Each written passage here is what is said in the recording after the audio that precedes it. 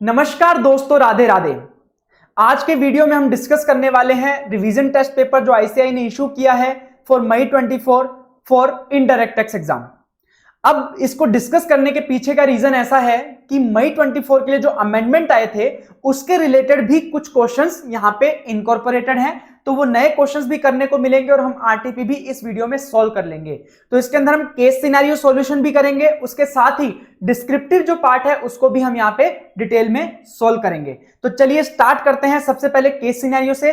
सबसे पहले case scenario पढ़ेंगे और उससे डिटेल में डिस्कस करके हर एक ट्रांजेक्शन को हम डिस्कस करके और उसका जो ट्रीटमेंट है वो समझेंगे।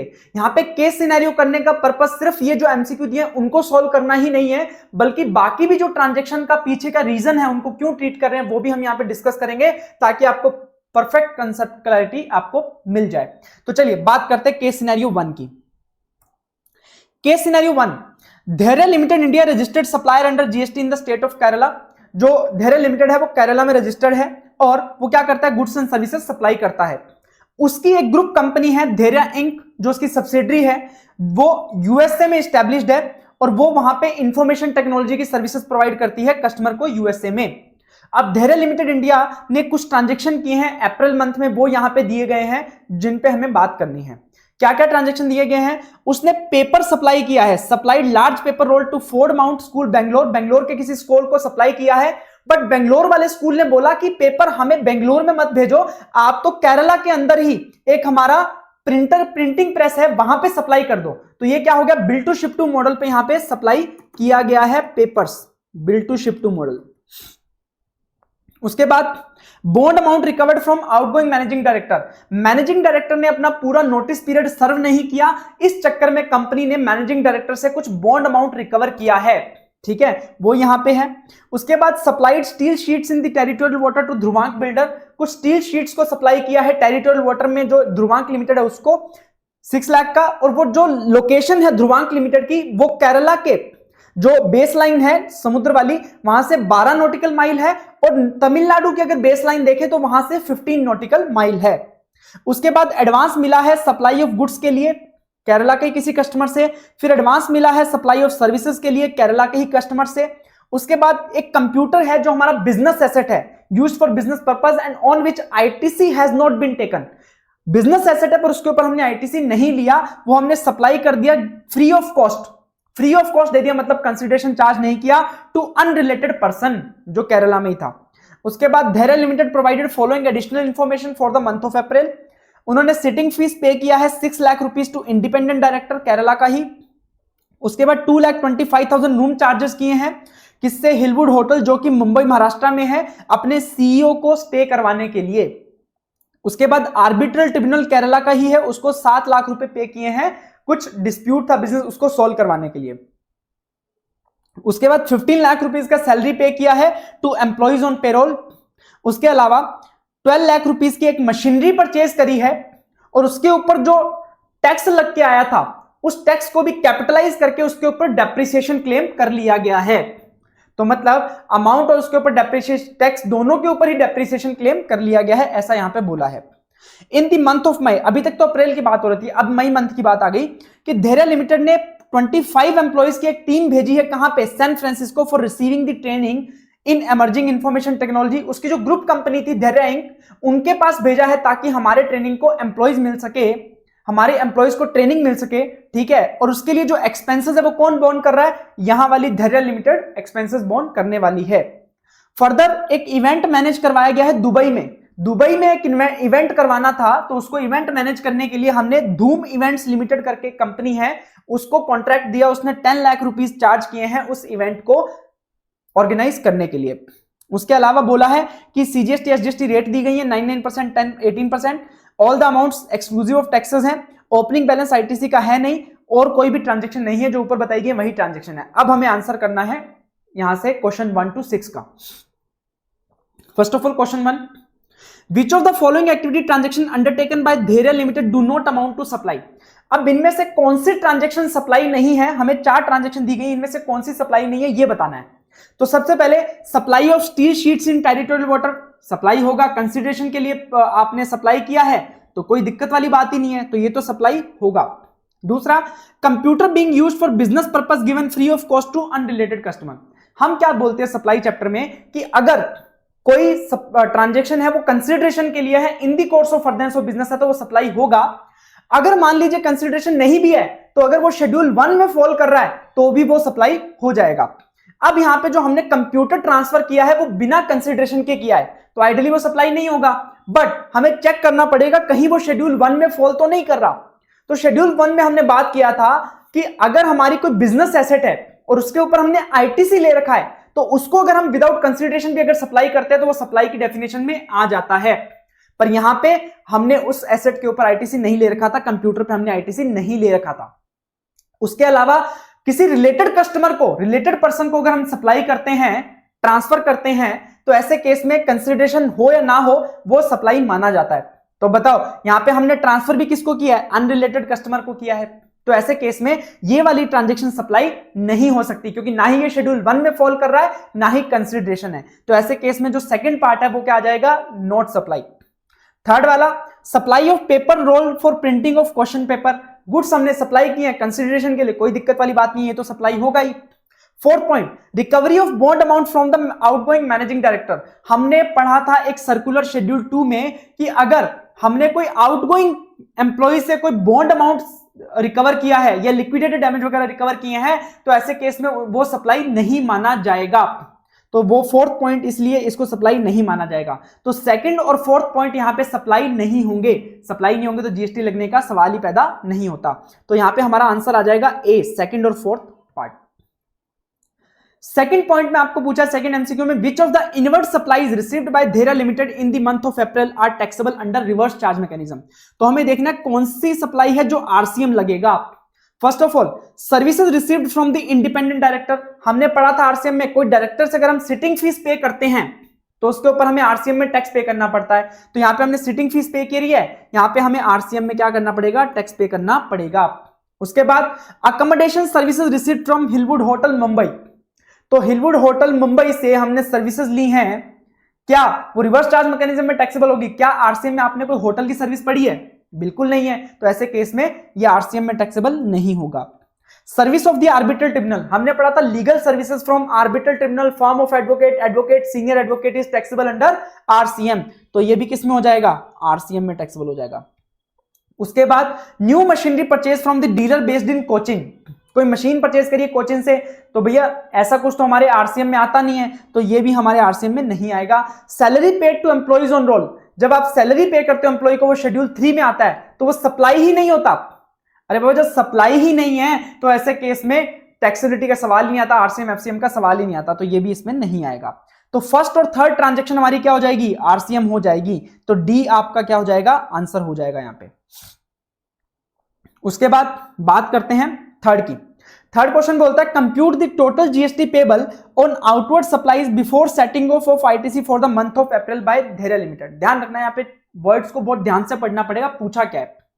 उनसे पूछा है टोटल जीएसटी पेबल कैलकुलेट करना है ऑन आउटवर्ड सप्लाईज। तो यहां पे इनवर्ड सप्लाईज पे हमें कुछ भी कैलकुलेट नहीं करना है। तो जो आपकी आरसीएम में लायबिलिटी है उसके बारे में बात नहीं करनी है, हमें सिर्फ आउटवर्ड सप्लाईज पे यहां पे जीएसटी पेबल बताना है। Before setting off ITC, ITC का सेट ऑफ करने से पहले, मतलब ग्रोस लायबिलिटी बतानी है for the month of April, April month के लिए बाय धेरा लिमिटेड। ठीक है, तो चलिए कैलकुलेट करते हैं। पॉइंट नंबर आ जाइए 3 पे। ठीक है 3। अब इसमें बात करते हैं, क्योंकि C GST, S GST, I GST तीनों अलग अलग दे रखे हैं, तो ये तीनों को हम अलग अलग लिख लेंगे। उसके बाद अब अपन देखेंगे कौन कौन सी सप्लाई हमने करी है, आउटवर्ड सप्लाई करी है। तो यहां पे समझिएगा जो टेबल में दी हुई है वो सारी क्या है? आउटवर्ड सप्लाईज हैं। उसके बाद जो दी हुई है सारी इनवर्ड सप्लाईज हैं। अब आउटवर्ड सप्लाईज मतलब हमारी सेल्स।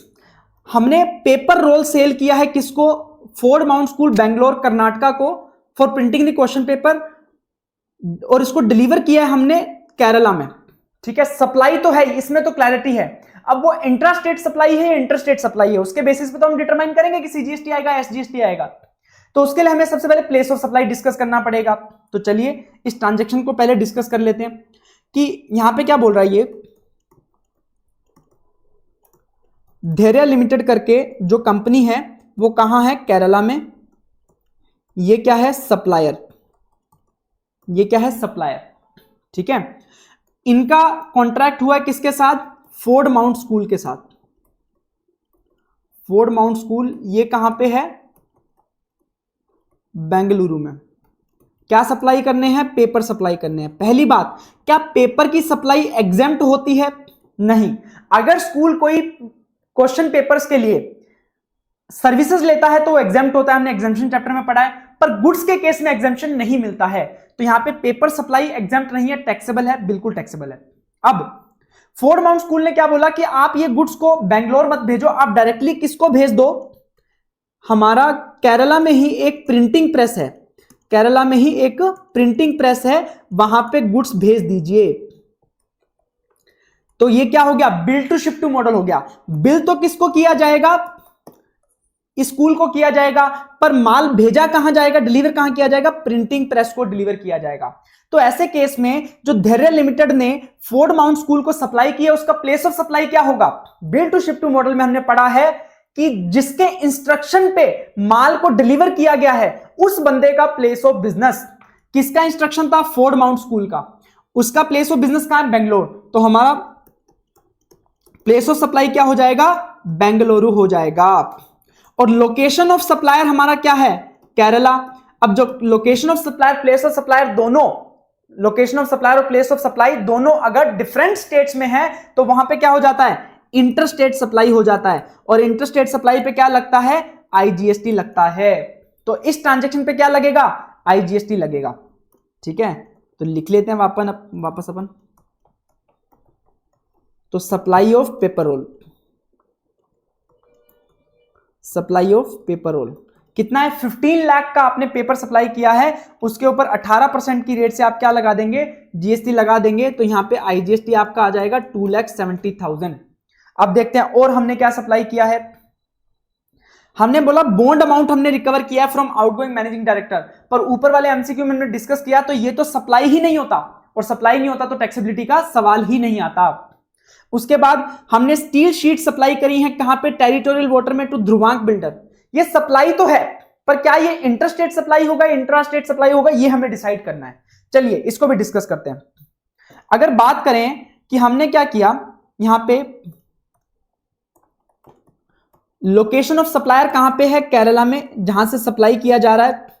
और यहां से माल हमने सप्लाई किया है किसको? ध्रुवांक को, जो कहां पे है? टेरिटोरियल वाटर में। मतलब ये हमारा इंडिया है, यहां पे एक टेरिटोरियल वाटर में यहां पे ध्रुवांक करके एक बिजनेस है, हम इसको कुछ स्टील शीट सप्लाई कर रहे हैं। तो अब बताओ ध्रुवांक कहां पे है? ध्रुवांक तो किसी स्टेट में है ही नहीं, वो तो समुद्र में बैठा है। तो ऐसे केस में उसका कौन सा स्टेट माना जाएगा टू डिटरमाइन कि वो इंटरस्टेट सप्लाई है, इंट्रास्टेट सप्लाई है? तो इसमें हमने प्रोविजन पढ़ा था कि वो जिस स्टेट से बिल्कुल पास में है। इसने बताया कि केरला स्टेट की जो बेस लाइन है वहां से इसका जो प्लेस ऑफ बिजनेस है वो कितना है? 12 किलोमीटर। और जो तमिलनाडु की बेस लाइन है वहां से इसका प्लेस ऑफ बिजनेस कितना है? 15 किलोमीटर। तो सबसे पास वाला कौन सा है? केरला के पास है, तो माना जाएगा कि ये केरला में इस्टेब्लिश है, और इसलिए आपका प्लेस ऑफ सप्लाई क्या हो जाएगा? केरला हो जाएगा। नॉर्मली प्लेस ऑफ सप्लाई कहां होता है? जहां पे गुड्स का मूवमेंट टर्मिनेट होता है। गुड्स का मूवमेंट कहां पे टर्मिनेट हो रहा है? टेरिटोरियल वाटर में। तो ऐसे केस में सबसे पास वाला स्टेट कौन सा है? केरला। तो प्लेस ऑफ सप्लाई क्या हो गया? केरला। और आपका लोकेशन ऑफ सप्लायर भी क्या है? केरला। तो ऐसे केस में क्या हो जाएगा? Intra state supply. Intra state supply पे क्या लगेगा? सीजीएसटी एसजीएसटी लग जाएगा। तो यहां पे लिखेंगे सप्लाई ऑफ स्टील शीट्स। कितने का सप्लाई किया है? हमने 6 लाख का सप्लाई किया। 9% की रेट से अगर लगाएंगे 54,000 सीजीएसटी, 54,000 एसजीएसटी आपका आ जाएगा। उसके बाद और हमने क्या सप्लाई किया है? हमने एडवांस रिसीव किया है फॉर गुड्स। गुड्स के केस में एडवांस पे टैक्स नहीं लगता unless it is a actionable claim. Normal goods के केस में यहां पे टैक्स नहीं लगेगा एडवांस के ऊपर।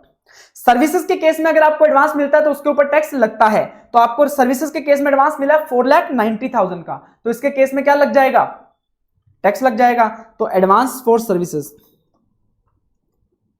अब वो कहां से बोला है? केरला में ही बोला है, इंट्रास्टेट सप्लाई बोला है। 4,90,000 है, 4,90,000 का 9% कितना हो जाएगा? 44,100 सीजीएसटी, 44,100 एसजीएसटी। तो ये आपकी सेल हो गई। उसके बाद ये कंप्यूटर वाला हमने ट्रांजैक्शन डिस्कस किया ऊपर वाले एमसीक्यू में, तो ये सप्लाई ही नहीं है। सप्लाई ही नहीं है तो फिर टैक्सेबिलिटी का सवाल ही पैदा नहीं होता। बाकी नीचे जो भी ट्रांजैक्शन दे रखे हैं वो हमारी सारी परचेजेस हैं, हमें सिर्फ सेल पे लायबिलिटी कैलकुलेट करनी है। तो सेल पे हमारी लायबिलिटी कितनी हो जाएगी, टोटल करेंगे, आईजीएसटी आपका हो जाएगा 2,70,000, एसजीएसटी आपका हो जाएगा 98,100, सीजीएसटी आपका हो जाएगा 98,100। ये आपका आंसर आ जाएगा। तो यहां पे थर्ड का आंसर आ जाएगा आपका बी, 98,100, 98,100, 2,70,000, ये आपका आंसर हो जाएगा थर्ड का। फोर्थ पे आ जाते हैं, अब आ जाते हैं फोर्थ एमसीक्यू पे। फोर्थ एमसीक्यू में आपसे पूछा है टोटल आईटीसी एडमिशेबल टू धैर्य limited for the month of अप्रैल।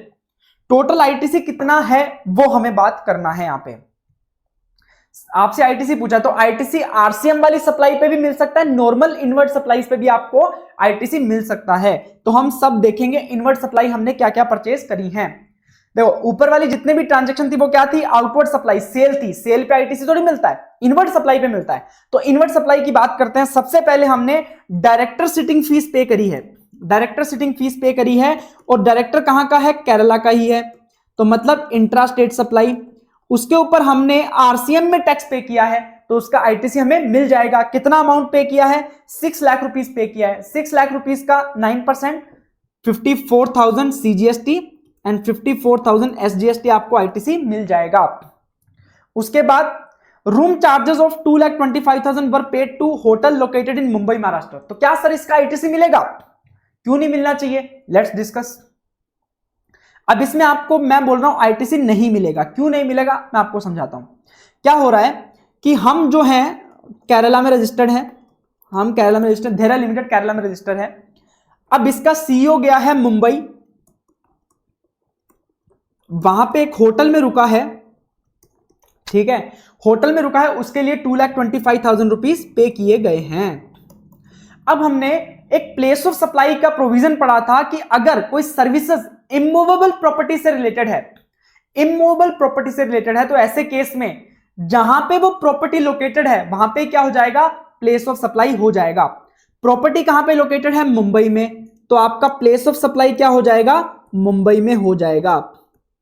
अब होटल वाला जो सर्विसेज दे रहा है वो कहां पे है, वो भी ऑब्वियसली कहां पे है, मुंबई में। तो ऐसे केस में दोनों सेम स्टेट में, तो ये क्या हो जाएगा, intra state supply, intra state supply. और इंट्रा स्टेट सप्लाई होगा तो यहां पे क्या लग जाएगा, सीजीएसटी और एसजीएसटी, वो भी कौन सा, महाराष्ट्र वाला, क्योंकि महाराष्ट्र में पूरा ट्रांजैक्शन हुआ है। ऐसे केस में क्या केरला वाला बिजनेस महाराष्ट्र वाले सीजीएसटी एसजीएसटी का क्रेडिट ले पाएगा, नहीं ले पाएगा। तो इसलिए इस ट्रांजैक्शन पे आपको क्रेडिट नहीं मिलेगा, होटल वाले ट्रांजैक्शन पे, ठीक है, क्योंकि केरला वाला बिजनेस महाराष्ट्र वाले के लिए क्रेडिट नहीं ले पाएगा। अगर उसका बिजनेस महाराष्ट्र में होता तो वो क्रेडिट ले पाता, पर उसका बिजनेस केरला में है तो वो नहीं ले पाएगा क्रेडिट यहां पे। तो यहां पे आपको होटल वाले पे क्रेडिट नहीं मिलेगा। और कौन सी ट्रांजैक्शन है, company availed the services of an arbitral tribunal. अब आर्बिट्रल ट्रिब्यूनल से सर्विस ली है 7 लाख रुपीस की, इसके ऊपर आरसीएम में टैक्स पे किया होगा, आरसीएम में टैक्स पे किया होगा तो उसका आईटीसी भी मिल जाएगा। 7 लाख का 9%, 63,000 सीजीएसटी, 63,000 एसजीएसटी। उसके बाद सैलरी पे किया है, सैलरी तो सप्लाई ही नहीं होता, जीएसटी नहीं लगता, तो क्रेडिट किस बात का, नहीं मिलेगा।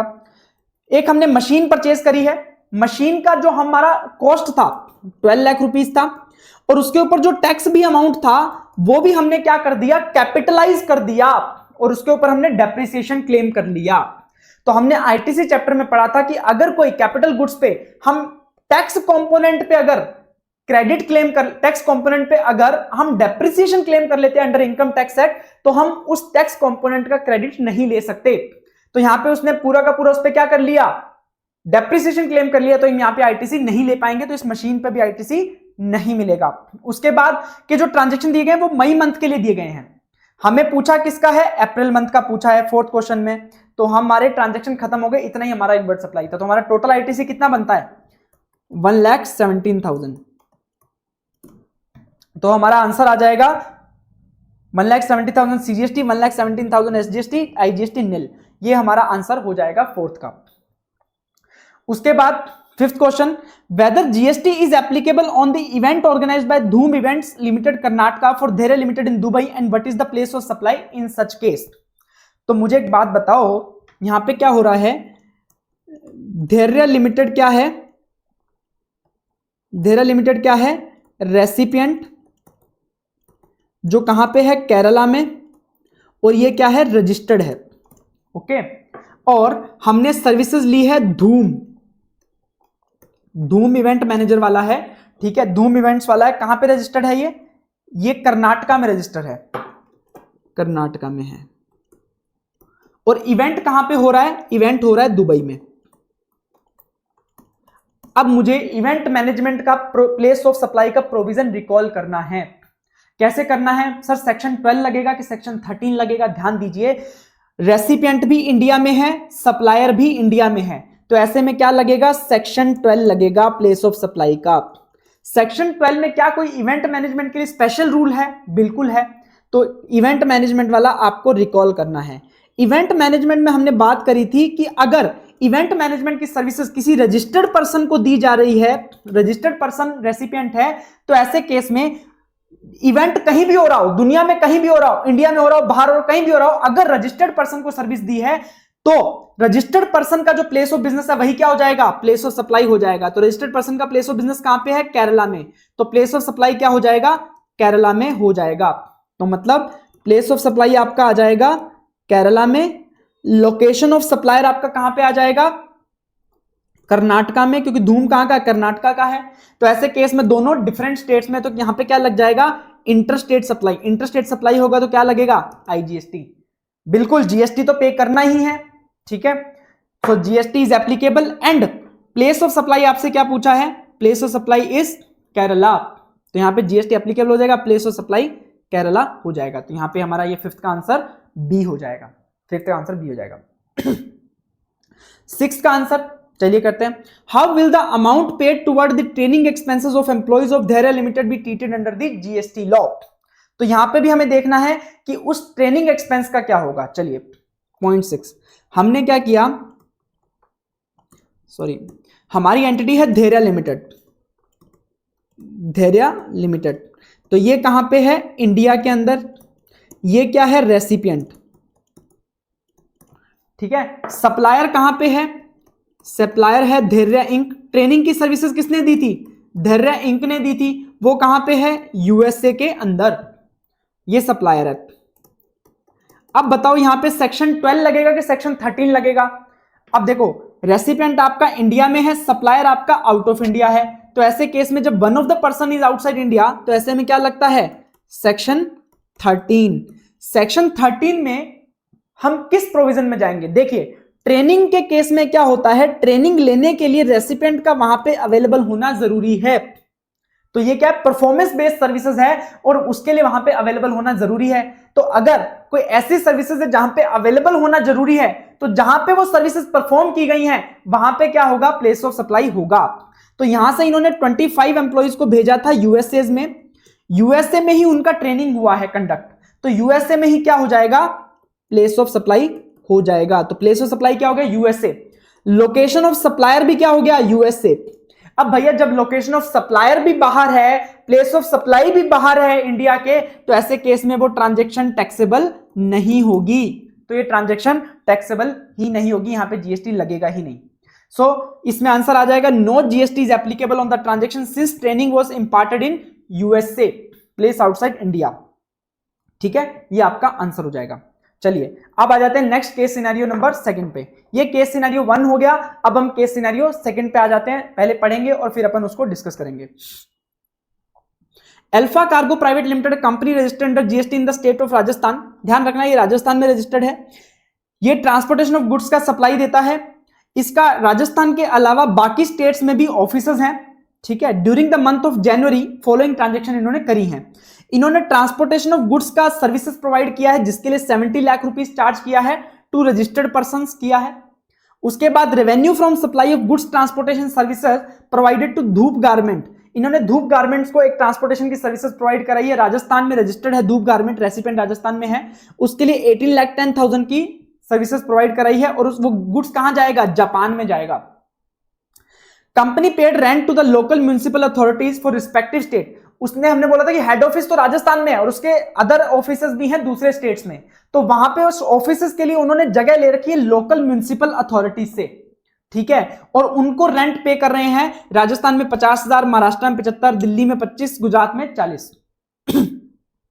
Invoice was issued by the local municipal authority in this state to the offices of the company located in respective state। तो राजस्थान में जो हमने पे किया है रेंट, उसका इनवॉइस राजस्थान को मिला, महाराष्ट्र वाले का महाराष्ट्र को मिला, दिल्ली वाले का दिल्ली को मिला, गुजरात वाले का गुजरात को मिल गया invoice. There are 5 independent directors in the company, सारे राजस्थान में है, 5 इंडिपेंडेंट डायरेक्टर हैं, उनको सिटिंग फीस पे किया है ईच डायरेक्टर को 25,000 per month. Out of these director, in director में से एक director mister x chartered accountant है, इंडिपेंडेंट डायरेक्टर है, उसका एक फर्म भी है एबीसी एलएलपी। अब उसने प्रोफेशनल सर्विसेज दिया है to company during the month, उसके लिए उसने 1,50,000 का इनवॉइस रेज किया है for the month of January. Another independent director है, उसने क्या किया है, अल्फा कार्गो प्राइवेट लिमिटेड को पर्सनल गारंटी दी है 1 करोड़ की टू धनाधन बैंक। क्या हुआ, अल्फा कार्गो लिमिटेड को लोन लेना था धनाधन बैंक से। अब धनाधन बैंक बोला लोन तभी दूंगा जब आपका डायरेक्टर गारंटी देगा, तो डायरेक्टर ने अपनी गारंटी दी है 1 करोड़ रुपए के लोन के लिए इसको, अल्फा कार्गो प्राइवेट लिमिटेड को। उसके बाद उसके लिए उसने कोई भी कमीशन या ब्रोकरेज चार्ज नहीं किया है गारंटी के लिए। कंपनी ने ऑब्टेन करी है services of mister Y based in Rajasthan who is providing agency services for the payment of annual road tax payable. अब उनके तो ट्रक चलते हैं, अब ट्रक के लिए रोड टैक्स वगैरह पे करना पड़ता है, तो उसके लिए उन्होंने एक एजेंट को अपॉइंट किया कि भैया हमारे बिहाफ पे तुम रोड टैक्स जमा करवा दो। तो उस एजेंट ने टोटल 10 लाख रुपीज का इनवॉइस इशू किया है, जिसमें सेपरेटली दिखाया है कि 9,50,000 तो उसने रोड टैक्स के नाम पे डायरेक्टली गवर्नमेंट को पे किया है, और 50,000 उसने चार्ज किया है fees for his services to deposit the road tax. तो यहां पे क्या लग जाएगा, प्योर एजेंट वाला कंसेप्ट लग जाएगा। कंपनी ने also pay 5 lakh for an event related to goods transport in state of Rajasthan. Rajasthan में एक इवेंट हो रहा था गुड्स ट्रांसपोर्ट के रिलेटेड, उसकी स्पॉन्सरशिप के लिए 5 लाख रुपए का अमाउंट पे किया है। Company GTA as a GTA register है और टैक्स पे करती है 12% की रेट पे या फॉरवर्ड चार्ज मैकेनिज्म में टैक्स पे करती है। टैक्स रेट जो यहां पे दी गई है 18% दी गई है, तो हमें अपना दिमाग नहीं लगाना कितना लगता है, क्वेश्चन में 18% दिया तो हमें 18% ही लगाना है। In the month of February Rajasthan office of the company has following balances in the electronic cash ledger. Rajasthan office के इलेक्ट्रॉनिक कैश लेजर में ये बैलेंस पड़ा है, आईजीएसटी में टैक्स इंटरेस्ट में कितना पड़ा है, सीजीएसटी में टैक्स इंटरेस्ट में, एसजीएसटी में टैक्स इंटरेस्ट में बैलेंस दे रखा है। All the amounts given in scenario are exclusive of GST unless otherwise provided. Opening balance ITC का कुछ है नहीं, GST is payable on all inward inputs supplies. तो आपको कैलकुलेट करना है यहां पे मोस्ट एप्रोप्रिएट आंसर 7 से 11 नंबर क्वेश्चन का। चलिए बात करते हैं क्वेश्चन नंबर 7 की। Total amount of GST payable before setting off ITC. ITC को सेट ऑफ करने से पहले की बात कर रहे हैं, मतलब ग्रोस टैक्स लायबिलिटी बतानी है bye the company including GST payable under reverse charge mechanism. Reverse charge mechanism में हम जो टैक्स पे करेंगे उसको भी इंक्लूड करके टोटल हमारा लायबिलिटी कितना आएगा वो बताना है, पर आईटीसी को लेस नहीं करना है। For the month of January for all its location, सारी लोकेशन के लिए एक साथ बताना है। तो देखो अब यहां पे क्या है, आपको सीजीएसटी एसजीएसटी आईजीएसटी बाइफरकेट करके नहीं दे रखा आंसर में, तो हम टोटलिटी बेसिस पे कैलकुलेट करेंगे। 7th क्वेश्चन, सबसे पहले हमने सेल किया है 70 लाख रुपीस का, तो सबसे पहले 70 लाख रुपीस पे अपन क्या लगाएंगे, 18% की रेट से जीएसटी। तो ये कितना हो गया, 70 लाख इंटू 18%, ये हो गया आपका 12,60,000। और हमने क्या किया है सप्लाई, उसके बाद हमने धूप को दिया है 18,10,000 का सप्लाई, 18,10,000 का, तो ये भी हो जाएगा, ये भी सप्लाई हो जाएगा 18,10,000 का। चलिए 18% लगाइए 18%, 18,10,000 पे 325,800, ठीक है। उसके बाद चलिए और कैलकुलेट करते हैं। उसके बाद हमने कोई आउटवर्ड सप्लाई प्रोवाइड कराई हो या फिर रिवर्स चार्ज मैकेनिज्म। सबसे पहले आउटवर्ड सप्लाई पे बात कर लेते हैं। आउटवर्ड सप्लाई हमने ये 2 तो टैक्सेबल कर दी, और कोई आउटवर्ड सप्लाई हमने दी है और कोई भी हमने आउटवर्ड सप्लाई नहीं दी। अब हमें देखना है कि आरसीएम में कितना टैक्स पे कर रहे हैं, ठीक है। पहले तो आउटवर्ड सप्लाई का टोटल कर लेते हैं, 15,85,800। अब हम बात कर लेते हैं आरसीएम की। आरसीएम में क्या क्या है, देखो सबसे पहले हमने लोकल म्युनिसिपल अथॉरिटी से क्या लिया है, रेंट पे लिया है ऑफिस, तो लोकल म्युनिसिपल अथॉरिटी को रेंट पे आरसीएम पे करना पड़ेगा। कितना आरसीएम पे करना पड़ेगा, चलिए बात करते हैं। टोटल हमने कितना पे किया है, 50,000 प्लस 75,000 प्लस 25,000 प्लस 40,000, तो 1,90,000 का अमाउंट हमने पे किया है, उसके ऊपर 18% की रेट से टैक्स पे करना पड़ेगा। 1,90,000 इंटू 18%, ये आपका आ गया 34,200। उसके बाद हमने सिटिंग फीस पे किया है, हमने सिटिंग फीस पे किया है। सिटिंग फीस कितना पे किया है? 25,000 पर मंथ पर डायरेक्टर। तो 5 डायरेक्टर हैं तो टोटल कितना हो गया सिटिंग फीस? 1,25,000। इसका हम लगाएंगे 18%, 1,20,000 इंटू 18%, ये आपका हो गया 22,500। उसके बाद अब जो मिस्टर एक्स चार्टर्ड अकाउंटेंट ने सर्विसेज दी है वो इन दी कैपेसिटी ऑफ डायरेक्टर नहीं दिया है। अगर इन दी कैपेसिटी ऑफ डायरेक्टर दिया होता तभी तो आरसीएम लगता, इसकी तो अलग से फॉर्म है, उसके बिहाफ पे प्रोफेशनल सर्विस दिया है तो इसके ऊपर आरसीएम नहीं लगेगा। अब इंडिपेंडेंट डायरेक्टर ने जो हमें सर्विसेज दी है गारंटी की, उसके ऊपर भी टैक्स नहीं लगेगा, वो हम बाद में डिस्कस करेंगे उसके ऊपर क्यों नहीं लगेगा, और लगता भी तो फॉरवर्ड चार्ज मैकेनिज्म में लगता है, इसके ऊपर रिवर्स चार्ज मैकेनिज्म में नहीं लगता। तो इसलिए नेक्स्ट आ जाते हैं, प्योर एजेंट की जो सर्विसेज ली है इसके ऊपर भी रिवर्स चार्ज मैकेनिज्म नहीं लगेगा। उसके बाद आपने जो स्पॉन्सरशिप की सर्विसेज ली है इसके ऊपर बराबर क्या लगेगा? रिवर्स चार्ज मैकेनिज्म लग जाएगा। तो स्पॉन्सरशिप सर्विसेज की बात कर लेते हैं। स्पॉन्सरशिप सर्विस हम बोले ना, एनी पर्सन अगर आप सर्विसेज प्रोवाइड करता है तो इसके लिए लग जाता है 5 लाख रुपीज का स्पॉन्सरशिप है इंटू 18%, 5 लाख इंटू 18%, ये हो गया 90,000। तो अब हम टोटल कर लेंगे कितना हमें टैक्स पे करना है। तो 90,000 प्लस 22,500 प्लस 34,200 प्लस 15,85 800, ये आपका आ जाएगा 17,32,500, ये आपका आंसर आ जाएगा। ये आपका आंसर है डी आ जाएगा आंसर 17,32,500। उसके बाद question number 8, in February after paying all its dues for the month, Rajasthan office wants to transfer certain amounts using form GST PMT 09 from its electronic cash ledger to electronic cash ledger of Orissa office. It wants to transfer. मुझे एक बात बताओ, हमने concept पढ़ा था payment of tax में, मैं उसको आपको वापस रिकॉल कराता हूं। हमने बोला था कि अगर कोई व्यक्ति, अब जो ये राजस्थान ऑफिस है इसका, ठीक है, इसका ओडिशा ऑफिस इसका खुद का है, सेम पैन पे है, तो ये क्या हो गया? डिस्टिंक्ट पर्सन हो गए आपस में, क्या हो गए? डिस्टिंक्ट पर्सन हो गए। तो अगर राजस्थान के इलेक्ट्रॉनिक कैश लेजर में अगर कोई अमाउंट पड़ा है, कैश लेजर में, ध्यान रखना कैश लेजर में ट्रांसफर कर सकता है किसको? अपने डिस्टिंक्ट पर्सन को ट्रांसफर कर सकता है, provided he does not have any liability in the electronic liability ledger. तो अब ये अपने डिस्टिंक्ट पर्सन को क्या कर सकता है? इलेक्ट्रॉनिक कैश लेजर से ट्रांसफर कर सकता है। पर यहां पे समझने वाली बात यह है कि जब ये ट्रांसफर करेगा तो ट्रांसफर करने के लिए वो सीजीएसटी और आईजीएसटी के लेजर में जो बैलेंस पड़ा है, कैश लेजर में जो बैलेंस पड़ा है, वही ट्रांसफर कर सकता है टू डिस्टिंक्ट पर्सन का सीजीएसटी और आईजीएसटी के लेजर में। ये बात समझ गए?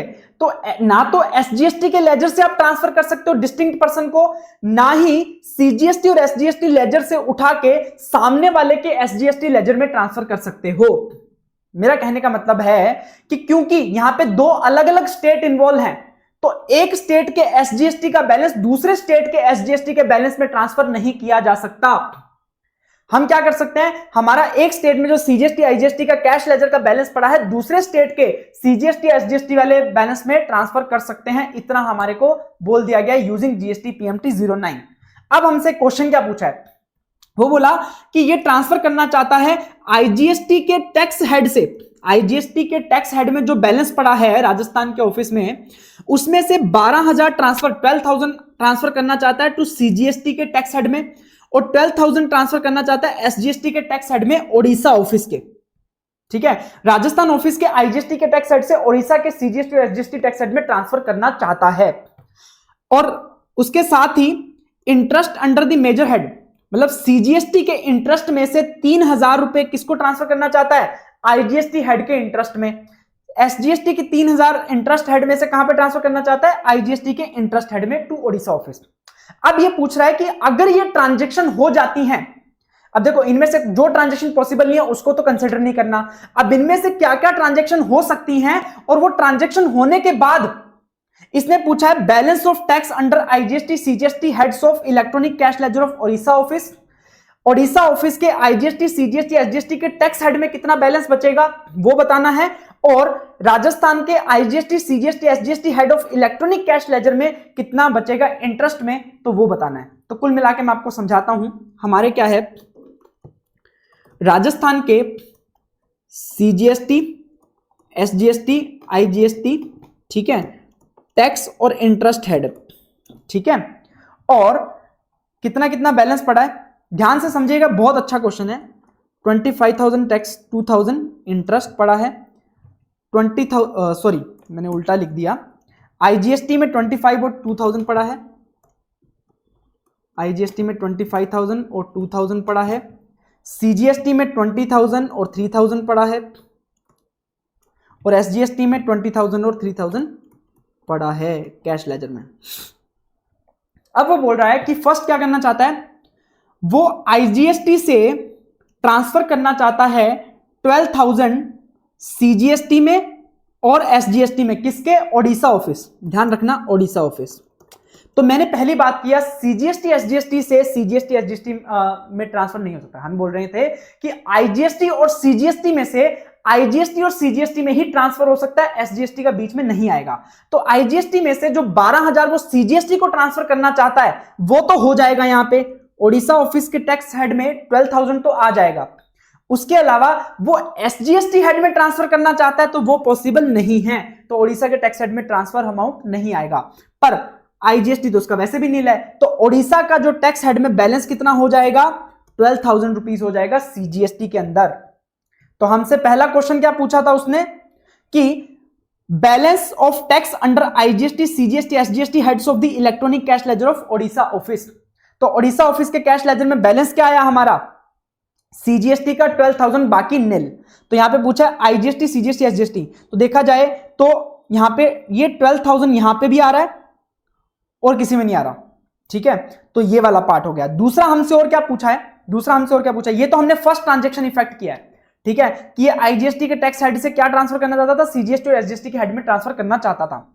दूसरा बोला गया कि सीजीएसटी एसजीएसटी के मेजर हेड में इंटरेस्ट में जो कंपोनेंट पड़ा है उससे हम ओडिशा के आईजीएसटी में ट्रांसफर करना चाहते हैं। कहने का मतलब है कि ओडिशा का जो इंटरेस्ट है ना, वो यहां पे कंपोनेंट बना लेता हूं, ये कहना चाह रहा है कि सीजीएसटी में से 3,000 रुपए उठा के, इंटरेस्ट वाले में से 3,000 रुपए उठा के हम आईजीएसटी में ट्रांसफर करना चाहते हैं।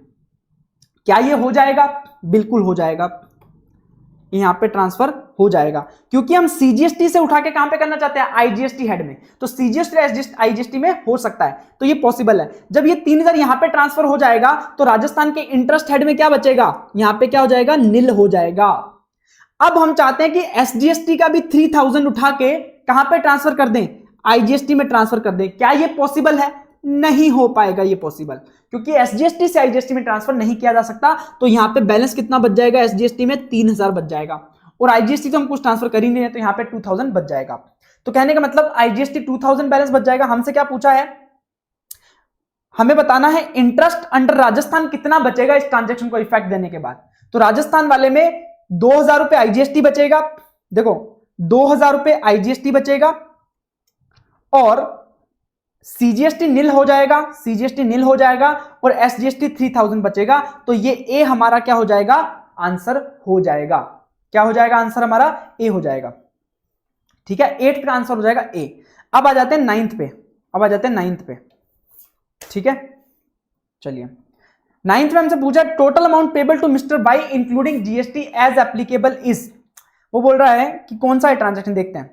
ये बोल रहा है कि जो ये वाला ट्रांजैक्शन है, मिस्टर वाई को हम कितना पैसा पे करेंगे, तो मैंने बताया था कि आपको यहां पे क्या लग रहा है, प्योर एजेंट का कंसेप्ट लग रहा है। क्या लग रहा है, प्योर एजेंट का कंसेप्ट लगता है। प्योर एजेंट का कंसेप्ट क्यों लगा, उसने बोला कि हमें रोड टैक्स जमा करवाना था 9,50,000 के लिए, उसके लिए हमने एक एजेंट का हेल्प लिया, और एजेंट को बोला कि बॉस 50,000 तुम्हें हम देंगे सर्विसेज के लिए, और 9,50,000 क्या है, हमारा एक्चुअल रोड टैक्स है जो उसने हमारे बिहाफ पे जमा करवाया है, एक्चुअल रोड टैक्स हमारे बिहाफ पे जमा करवाया है, और उसने इनवॉइस में इन दोनों अमाउंट को सेपरेटली मेंशन भी किया है। तो वैल्यू ऑफ सप्लाई चैप्टर में रूल 33 में हमने पढ़ा था कि जब कोई आपका प्योर एजेंट होता है और वो आपको सेपरेट अमाउंट इंडिकेट करके देता है इनवॉइस में, तो ऐसे केस में उस वैल्यू को पार्ट नहीं बनाया जाता वैल्यू ऑफ सप्लाई का। तो जो 9,50,000 है वो वैल्यू ऑफ सप्लाई का पार्ट नहीं बनेगा, बट हमें उसे पे तो करना पड़ेगा क्योंकि उसने हमारे बिहाफ पे किया है। तो हम एजेंट को 9,50,000 तो पे करेंगे, बट इसके ऊपर जीएसटी नहीं लगाएंगे। उसके साथ ही हमें पे करना पड़ेगा 50,000 जो उसकी सर्विसेज के लिए हमने पे किया है। अब ये हमारा वैल्यू ऑफ सप्लाई है, इसके ऊपर हमें क्या लगाना है, टैक्स लगाना है। 18% टैक्स लगाएंगे, 9,000 टैक्स बन जाएगा 50,000 पे। तो टोटल हमें कितना पे करना पड़ेगा, 10,09,000 रुपीज पे करना पड़ेगा उस एजेंट को इस सर्विसेज के लिए। तो यहां पे हमारा आंसर आ जाएगा 10,09,000 डी, ये डी हमारा आंसर आ जाएगा। उसके बाद आते हैं क्वेश्चन नंबर 10 पे। क्वेश्चन नंबर 10 में आपसे पूछा है input tax credit available to company at pan India level. तो उन्होंने बोला कि सारे ऑफिसेज में मिलाकर तुम्हें कितना इनपुट टैक्स क्रेडिट मिलेगा वो बताना है, आईटीसी मिलेगा। उसमें आरसीएम वाला भी आएगा और दूसरा भी आ जाएगा। तो सबसे पहले अपन नॉर्मल वाला कैलकुलेट करेंगे, आरसीएम वाला तो हमने ऊपर कैलकुलेट करके रखा ही है। आरसीएम वाले तो ये तीनों हमने कैलकुलेट करके रखे हैं, पहले अपन बाकी वाला कैलकुलेट कर लेते हैं। अब क्या है, इसमें सीजीएसटी, एसजीएसटी, आईजीएसटी अलग अलग दे रखा है, तो वो भी हमें अलग अलग लिखना पड़ेगा। तो क्या क्या सर्विसेज ली हैं हमने, बात करते हैं। सबसे पहले हमने रेंट का सर्विसेज लिया है, इसके ऊपर हमने आरसीएम में टैक्स पे किया है। तो चलिए रेंट वाला लिख लेते हैं पहले, रेंट पे आरसीएम में टैक्स पे किया है। पूरे स्टेट में कितना पे किया है, 34,200। अब इसमें क्या है, इंट्रा स्टेट सप्लाई है, क्योंकि हर स्टेट में अलग अलग बिल आया है। तो अगर अलग अलग स्टेट के पॉइंट ऑफ व्यू से देखोगे तो सब बिल्स में क्या लगा होगा, सीजीएसटी और एसजीएसटी लगा होगा। तो ऐसे केस में 34,200 जो था, 17,100 आपका सीजीएसटी हो जाएगा, 17,100 क्या हो जाएगा, एसजीएसटी हो जाएगा। उसके बाद सेकंड ट्रांजेक्शन क्या है, देखो ऊपर वाली तो सेल थी ना, इसलिए हमने इसको नहीं लिया। फिर थर्ड ट्रांजेक्शन ले लिया। फोर्थ ट्रांजेक्शन में हमने सिटिंग फीस पे किया। सिटिंग फीस पे हमने जो टैक्स पे किया वो भी हमें लेना पड़ेगा, आरसीएम वाला, उसका भी हमें क्रेडिट मिल जाएगा। कितना है, 1,25,000 पे 9% सीजीएसटी, 9% एसजीएसटी, 11,250 सीजीएसटी, 11,250 एसजीएसटी। क्यों, क्योंकि ये भी इंट्रा स्टेट सप्लाई है। उसके बाद हमने सर्विसेज लिया है मिस्टर एक्स चार्टर्ड अकाउंटेंट, जो एबीसी एलएलपी के नाम से हमने सर्विसेज लिया। कितने का, 1,50,000 का। ये कहां पे लोकेटेड है, दिल्ली के अंदर। और हमने सर्विसेज कहां पे लिए, राजस्थान में। तो ये क्या हो गया, इंटर स्टेट सप्लाई हो गया। तो इसमें क्या लगेगा, आईजीएसटी। तो यहां पे हमने प्रोफेशनल सर्विसेज ली है 1,50,000 की। 1,50,000 पे 18% आईजीएसटी लगेगा, कितना हो गया, 27,000 आईजीएसटी आपका आ जाएगा। इसके ऊपर हमें क्या लगेगा, आरसीएम नहीं लगेगा, फॉरवर्ड चार्ज मैकेनिज्म लगेगा, पर उसके ऊपर हमें आईटीसी मिल जाएगा क्योंकि हमारी इनवर्ड सप्लाई है। उसके बाद ये मैंने बात किया कि इसके ऊपर तो टैक्स लगेगा ही नहीं, इसको हम आगे जाके डिस्कस करेंगे क्यों नहीं लगेगा, ठीक है। तो इसको हम साइड में रखते हैं। उसके बाद कंपनी ने ऑब्टेन किया है सर्विसेज, ये वाला, इसके ऊपर हमने जीएसटी कितना कैलकुलेट किया था, 9,000। अब ये जो एजेंट है वो राजस्थान में सर्विस लिया है, तो ये क्या हो जाएगा, इंट्रा स्टेट सप्लाई। तो एजेंट वाले सप्लाई पे क्या हो जाएगा, 50,000 का वैल्यू ऑफ सप्लाई था, उस पे 9% सीजीएसटी, 9% एसजीएसटी, 4,500 सीजीएसटी, 4,500 एसजीएसटी आपका आ जाएगा आईटीसी। उसके बाद जो स्पॉन्सरशिप के लिए हमने पे किया है, उसके ऊपर भी हमने आरसीएम में टैक्स पे किया है, तो उसका भी आईटीसी मिल जाएगा। 5 लाख का आईटीसी मिलेगा, क्योंकि राजस्थान में ही है तो इंट्रा स्टेट सप्लाई है। 5 लाख रुपीस पे 9% सीजीएसटी, 9% एसजीएसटी हो जाएगा, 45,000 CGST, 45,000 SGST.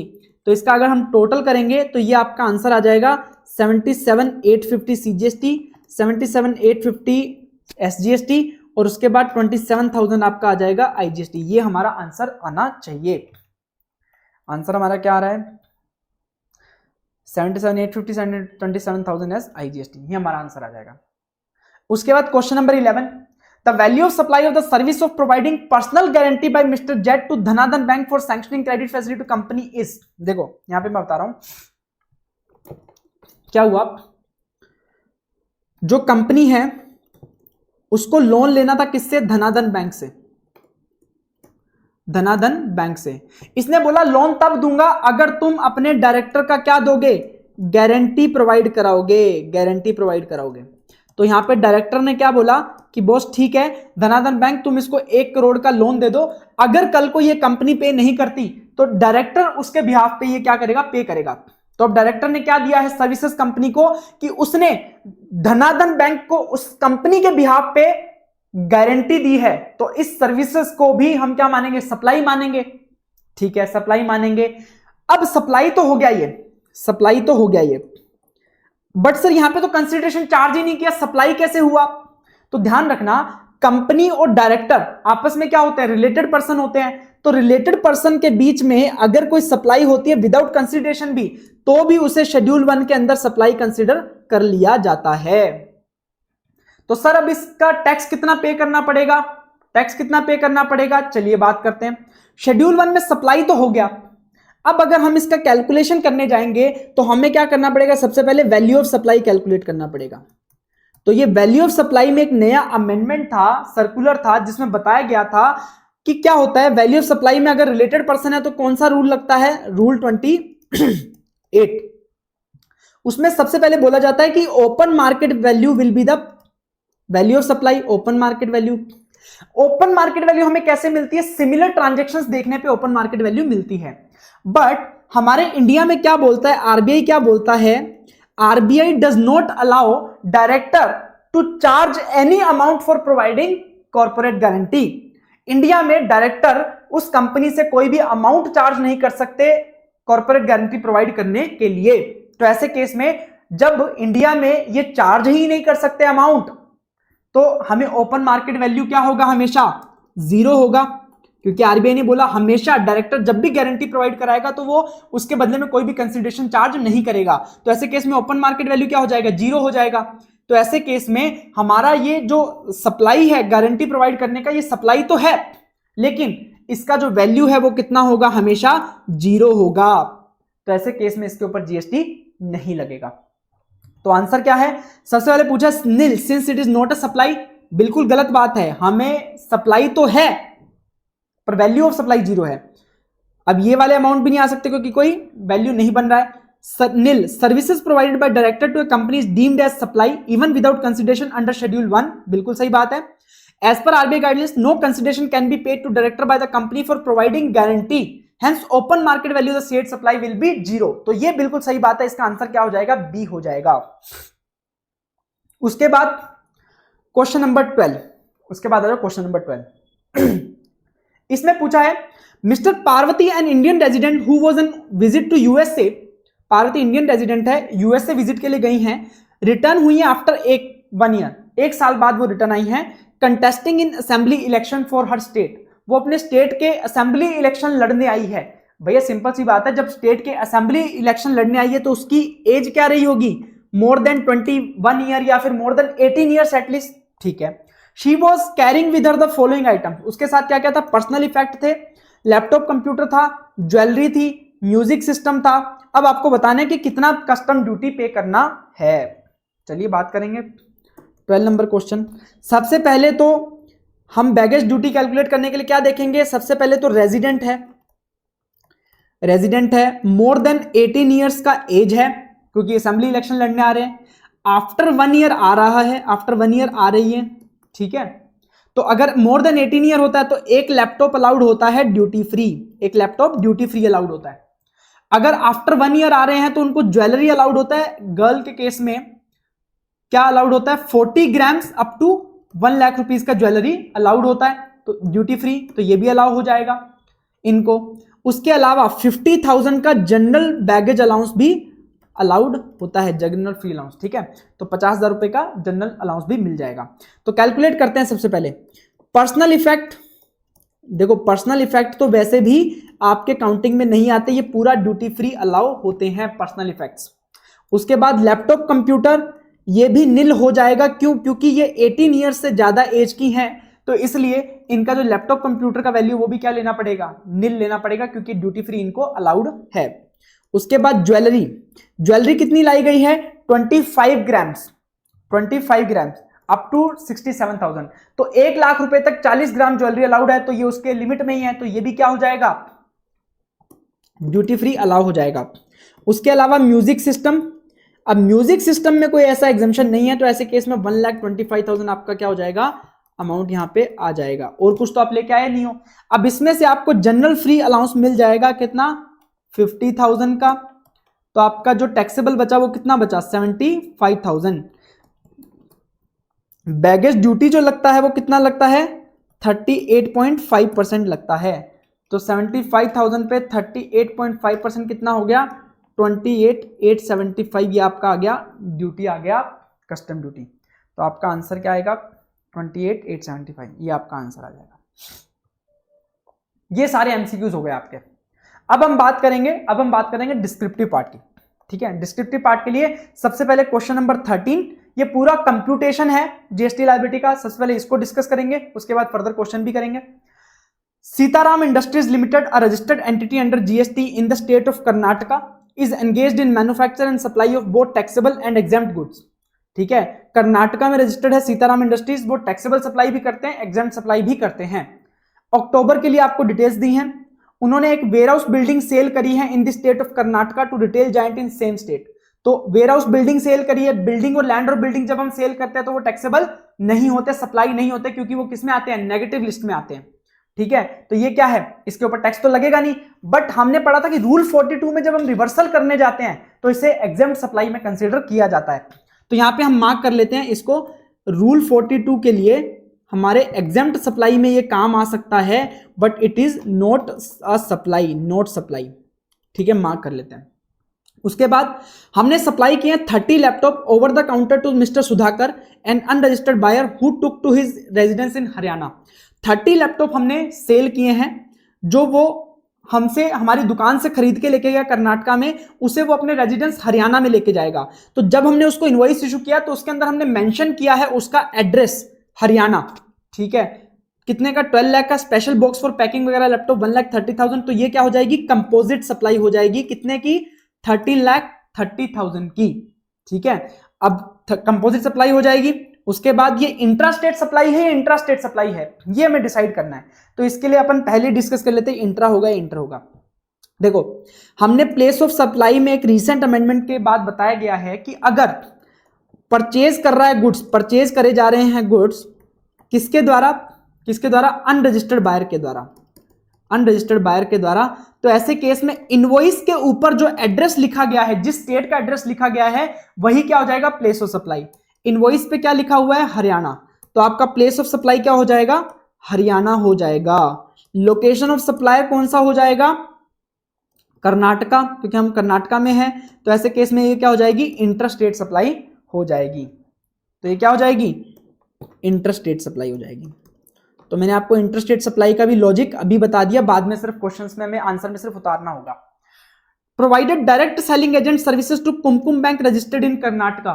Sir direct selling agent पे तो आरसीएम लगता है, पर ध्यान से पढ़ना, सर्विस प्रोवाइडर कौन है, यहां पे लिमिटेड कंपनी है भैया। अगर इंडिविजुअल डायरेक्ट सेलिंग एजेंट होता तो आरसीएम लगता, बट यहां पे कंपनी सर्विस प्रोवाइड कर रही है, तो ऐसे केस में डायरेक्ट सेलिंग एजेंट के केस में यहां पे आरसीएम नहीं लगेगा। तो ये क्या हो जाएगा, फॉरवर्ड चार्ज मैकेनिज्म में ही टैक्सेबल होगा, सप्लाई होगी, और वो भी कौन सी होगी, इंट्रा स्टेट सप्लाई, क्योंकि हम कर्नाटका में है, कर्नाटका में ही सर्विसेज प्रोवाइड कर रहे हैं, तो ये इंट्रा स्टेट सप्लाई हो जाएगी। उसके बाद provided pure labour service pertaining to a single residential unit in Mumbai, otherwise then as a part of residential complex for erection and installation of renovation work for a client registered in Maharashtra। हमने exemption chapter में पढ़ा था कि अगर हम pure labour service provide कर रहे हैं for a single residential unit, तो ऐसे केस में उस पे टैक्स नहीं लगता, वो एग्जेम्प्ट है। बट हमने वहां पे ये भी बात किया था कि हम वहां पे रिपेयर और रिनोवेशन को कवर नहीं करते हैं, और यहां पे क्या हो रहा है, रिनोवेशन वर्क हो रहा है, तो ऐसे केस में ये एग्जेम्प्ट नहीं होगा, ये क्या हो जाएगा, टैक्सेबल हो जाएगा, ये फॉरवर्ड चार्ज मैकेनिज्म में टैक्सेबल हो जाएगा। अब इसमें इंट्रा स्टेट सप्लाई होगा कि इंटर स्टेट सप्लाई होगा तो देखिए सप्लायर कहां पे है, कर्नाटका में, और जिस प्रॉपर्टी के लिए सर्विस प्रोवाइड की जा रही है वो कहां पे है, महाराष्ट्र में। तो प्लेस ऑफ सप्लाई कहां पे होगा, महाराष्ट्र में, और सप्लायर कर्नाटका में। तो ये क्या हो जाएगा, इंटर स्टेट सप्लाई हो जाएगा, इंटर स्टेट सप्लाई हो जाएगा। उसके बाद provided free of cost training in a resort in Puducherry to its agent based in state of Karnataka on effective use of the product of the company. अब देखो free of cost training है, इसका मतलब यहां पे कंसीडरेशन इन्वॉल्व नहीं है। तो हमें क्या चेक करना पड़ेगा, क्या ये शेड्यूल 1 में फॉल करता है। शेड्यूल 1 में हम प्रिंसिपल एजेंट वाली ट्रांजैक्शन की बात करते हैं, पर वहां पे सिर्फ बात होती है गुड्स की। अगर प्रिंसिपल और एजेंट के बीच में गुड्स का कोई ट्रांजैक्शन हो रहा है तो भले ही वहां पे कंसिडरेशन ना हो, उसे सप्लाई माना जाता है। बट यहां पे क्या हो रहा है, सिर्फ सर्विसेज का ट्रांजैक्शन हो रहा है, यहां पे सर्विसेज प्रोवाइड कराई है प्रिंसिपल ने एजेंट को, तो ऐसे केस में वो शेड्यूल 1 में फॉल नहीं करेगा। तो ऐसे केस में ये सप्लाई नहीं होगा, ना तो कंसिडरेशन है ना शेड्यूल 1 में फॉल कर रहा है, तो ऐसे केस में सप्लाई नहीं होगा। उसके बाद इंटरेस्ट रिसीव हुआ है ऑन फिक्स डिपॉजिट, तो फिक्स डिपॉजिट पे जो इंटरेस्ट होता है वो क्या होता है, एग्जेम्प्ट होता है, तो ये एग्जेम्प्ट हो जाएगा। उसके बाद हमने रिसीव करी है इनवर्ट सप्लाईज, अब इनवर्ट सप्लाईज की बारी आ गई। हमने एक डेबिट नोट रिसीव किया है in respect of inward intrastate taxable supply, को इंट्रास्टेट टैक्सेबल सप्लाई थी उसका हमें डेबिट नोट आया है, जिसका इनवॉइस जो है वो पुराना है, 2021 से रिलेटेड है, और वो डेबिट नोट कब मिला है हमें, 16 अक्टूबर 2023 को, मतलब अक्टूबर में हमें डेबिट नोट मिला है। Solar panel installed in the factory for the providing electricity to be used in the factory, हमने कुछ सोलर पैनल इंस्टॉल किए हैं फैक्ट्री में, ठीक है, ताकि इलेक्ट्रिसिटी यूज करी जा सके फैक्ट्री में। तो इंट्रास्टेट सप्लाई है, गुड्स खरीदे हैं 5 लाख रुपए के, इनवर्ट सप्लाई है। परचेज्ड एम्प्लॉय यूनिफॉर्म, एम्प्लॉइज के लिए यूनिफॉर्म परचेज करिए इंट्रास्टेट 7 लाख रुपए की, जिसमें से 3 लाख रुपए तो किसके लिए है, ऑफिस वर्क के लिए है, वहां पे सेफ्टी के लिए है, और 4 लाख की जो यूनिफॉर्म है वो सिर्फ किसके लिए है, पर्सनल पर्पसेस के लिए है। तो पर्सनल पर्पसेस के क्या हो जाता है, ब्लॉक हो जाता है क्रेडिट, तो 4 लाख पे क्रेडिट नहीं मिलेगा, 3 लाख पे मिल जाएगा। अब कुछ एडिशनल इंफॉर्मेशन दी है, उन्होंने बोला कि जो old warehouse building sale की थी उसका स्टैंप ड्यूटी वैल्यू कितना है, 32 लाख। ये कब काम में आएगा, रूल 42 के रिवर्स की कैलकुलेशन में काम आएगा। Company provided a corporate guarantee of ₹2 crore to Lakshmi logistic limited, its related company having registered office in state of Karnataka. इसने अपनी रिलेटेड कंपनी को कॉर्पोरेट गारंटी प्रोवाइड कराई है, उसके बिहाफ पे कॉर्पोरेट गारंटी प्रोवाइड कराई है जनधन बैंक को, तो उसके बदले में इसने पैसा चार्ज किया हो नहीं किया हो, हमने डिस्कस किया था, वो सप्लाई हो जाता है क्योंकि रिलेटेड पर्सन है। उसके बाद में accountant of the company did not claim input tax credit in respect of debit note received for the reason that original purchase related to earlier year. वो बोलता है कि उसने आईटीसी क्लेम नहीं किया डेबिट नोट जो हमें रिसीव हुआ था, क्यों, उसका मानना है कि डेबिट नोट 2020-21 से रिलेटेड है, तो मैं अभी आईटीसी क्लेम नहीं कर सकता, ऐसा उसका मानना है। तो वो गलत भी हो सकता है, हम डिस्कस करेंगे जब आंसर करेंगे। रेट बताया है 9%, 9%, 18% on all the goods and services except जो स्पेशल पैकिंग बॉक्स जो हमने लैपटॉप के लिए यूज करे थे उसका जो रेट है वो 12% है, पर हमने बताया था कि वो तो कंपोजिट सप्लाई हो गया, कंपोजिट सप्लाई हो गया तो टैक्स रेट कौन सा लगेगा, लैपटॉप वाला ही लगेगा, तो इसका मतलब सब चीजों पे टैक्स रेट क्या लगाना है, 18% लगाना है। All the amounts are exclusive GST, तो हमें कैलकुलेट करना है, you are required to calculate eligible ITC available for set off and minimum net GST payable in cash, तो हमें जीएसटी कितना पे करना पड़ेगा वो कैलकुलेट करना है। तो ऐसे क्वेश्चंस का मैं आपको सिंपल एक फॉर्मुलेशन बता देता हूं कैसे चलना है आपको, उससे गलत नहीं होगा। सबसे पहले आपको कैलकुलेट करना है gross liability on output tax liability, gross liability on outward supplies, outward supplies पे कितना लायबिलिटी बनता है सबसे पहले वो कैलकुलेट करेंगे, इनवर्ड सप्लाईज की बात बाद में करेंगे, सीजीएसटी, एसजीएसटी और आईजीएसटी, ठीक है। सबसे पहले क्या ट्रांजैक्शन था, sale of warehouse building, outward supplies की बात करेंगे हम सिर्फ, sale of warehouse building, sale of warehouse building. अब बताओ क्या ये टैक्सेबल होता है, not a supply at all, तो ये टैक्सेबल हो ही नहीं सकता क्योंकि land and building negative list में आता है, तो ऐसे केस में ये सप्लाई नहीं होगा, तो आपको यहां पे डैश डैश या नील मेंशन करके आना है, ठीक है। 2 supplied 30 laptop over the counter, तो हमने 30 लैपटॉप सप्लाई किए हैं 12 लाख रुपीस के लिए, उसमें स्पेशल पैकिंग की है 1,30,000 की, तो मतलब टोटल 13,30,000 का सप्लाई किया है क्योंकि कंपोजिट सप्लाई है, इंटरस्टेट सप्लाई है तो आईजीएसटी लगेगा, तो यहां पे लैपटॉप सप्लाई पे आ जाइए आईजीएसटी, लैपटॉप सप्लाई पे आईजीएसटी कितना लग जाएगा, 13,30,000 पे 18%, ये आपका हो जाएगा 239,400, ये हमने कर लिया। उसके बाद थर्ड ट्रांजैक्शन आ जाते हैं, ये है डायरेक्ट सेलिंग एजेंट का, क्या इसमें आरसीएम लगेगा? नहीं बॉस, हमें ही टैक्स पे करना पड़ेगा फॉरवर्ड चार्ज मैकेनिज्म में। क्यों? क्योंकि इंडिविजुअल डीएसए पर आरसीएम लगता है, फिर बैंक पे करता था, बट हम इंडिविजुअल नहीं है, तो ऐसे केस में हमें टैक्स पे करना पड़ेगा। और वो इंट्रास्टेट सप्लाई है, 4 लाख रुपए का है, तो 4 लाख इंटू 9%, 36,000 सीजीएसटी, 36,000 एसजीएसटी आपका लग जाएगा। अब आ जाइए फोर्थ ट्रांजेक्शन पे। फोर्थ ट्रांजेक्शन आपका प्योर लेबर सर्विस का। तो प्योर लेबर सर्विस का हमने बात किया था कि सर एग्जेम्प्ट तो होता है, बट वो किस में होता है? सिंगल रेजिडेंशियल यूनिट में एग्जेम्प्ट होता है, बट रिपेयर रिनोवेशन के केस में नहीं होता है। तो यहां पे रिपेयर के केस में भी हमें क्या लग जाएगा? टैक्स लग जाएगा। कितना? 6,20,000 का इंटरस्टेट सप्लाई, तो 6,20,000 इंटू 18%, ये आपका हो जाएगा 111,600, ये आपका हो जाएगा। उसके बाद हमने ट्रेनिंग दिया है एजेंट्स को, फ्री ट्रेनिंग दिया है एजेंट्स को। तो प्रिंसिपल और एजेंट के बीच में अगर गुड्स की कोई ट्रांजैक्शन होती फ्री में, तो वो तो टैक्सेबल हो जाती, वो सप्लाई हो जाती, बट यहां पे सर्विसेज का ट्रांजैक्शन हुआ प्रिंसिपल एजेंट के बीच में, जो शेड्यूल 1 में नहीं आता, तो ऐसे केस में यहां पे सर्विसेज नहीं होगा, सप्लाई नहीं होगा। उसके बाद इंटरेस्ट रिसीव हुआ है, वो भी क्या होता है? एग्जेम्प्ट होता है। इंटरेस्ट जो रिसीव हुआ है वो भी एग्जेम्प्ट होता है, तो यहां पे टैक्सेबल नहीं होगा। तो आउटवर्ड सप्लाईज पे आपकी टैक्सेबल कितना आ जाएगा? आउटवर्ड सप्लाईज पे कितना आ जाएगा?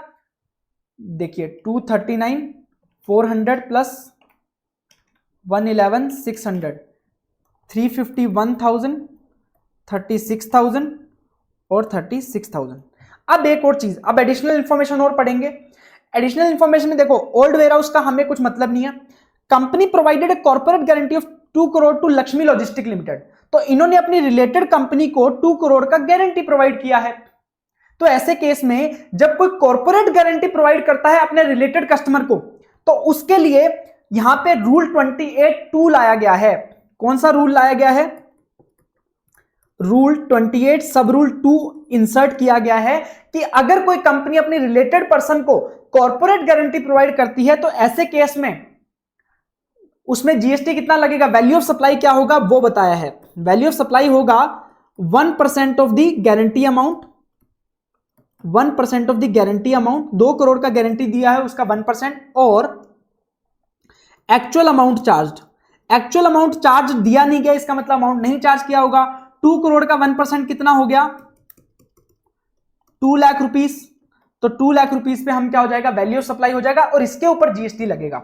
तो यहां पे सातवां क्या हो जाएगा? Corporate guarantee.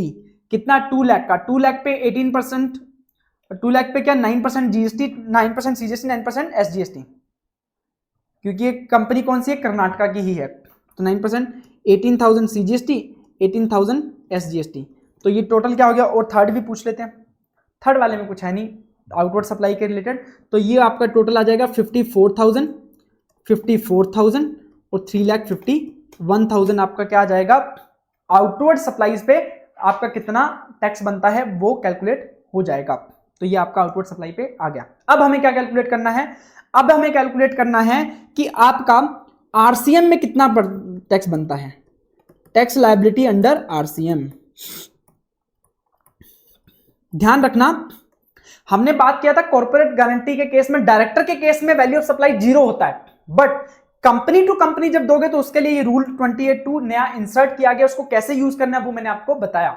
जितने की गारंटी है उसका 1%, और एक्चुअल अमाउंट जो चार्ज किया गया विच एवर इज हायर वाला amount, whichever is higher वाला अमाउंट। तो 2 लाख रुपए पे यहां पे हमने चार्ज कर लिया।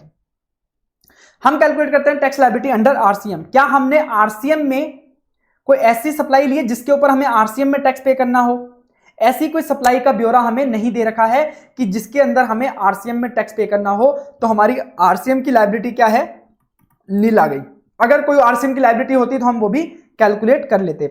उसके बाद हम कैलकुलेट करेंगे input tax credit available, input tax credit available. चलिए ठीक है, अब input tax credit available calculate करते हैं। वही सीएसआई लिख लेते हैं, सीजीएसटी, एसजीएसटी, आईजीएसटी। हमने क्या क्या परचेज किया जिसके ऊपर हमें क्रेडिट मिलेगा?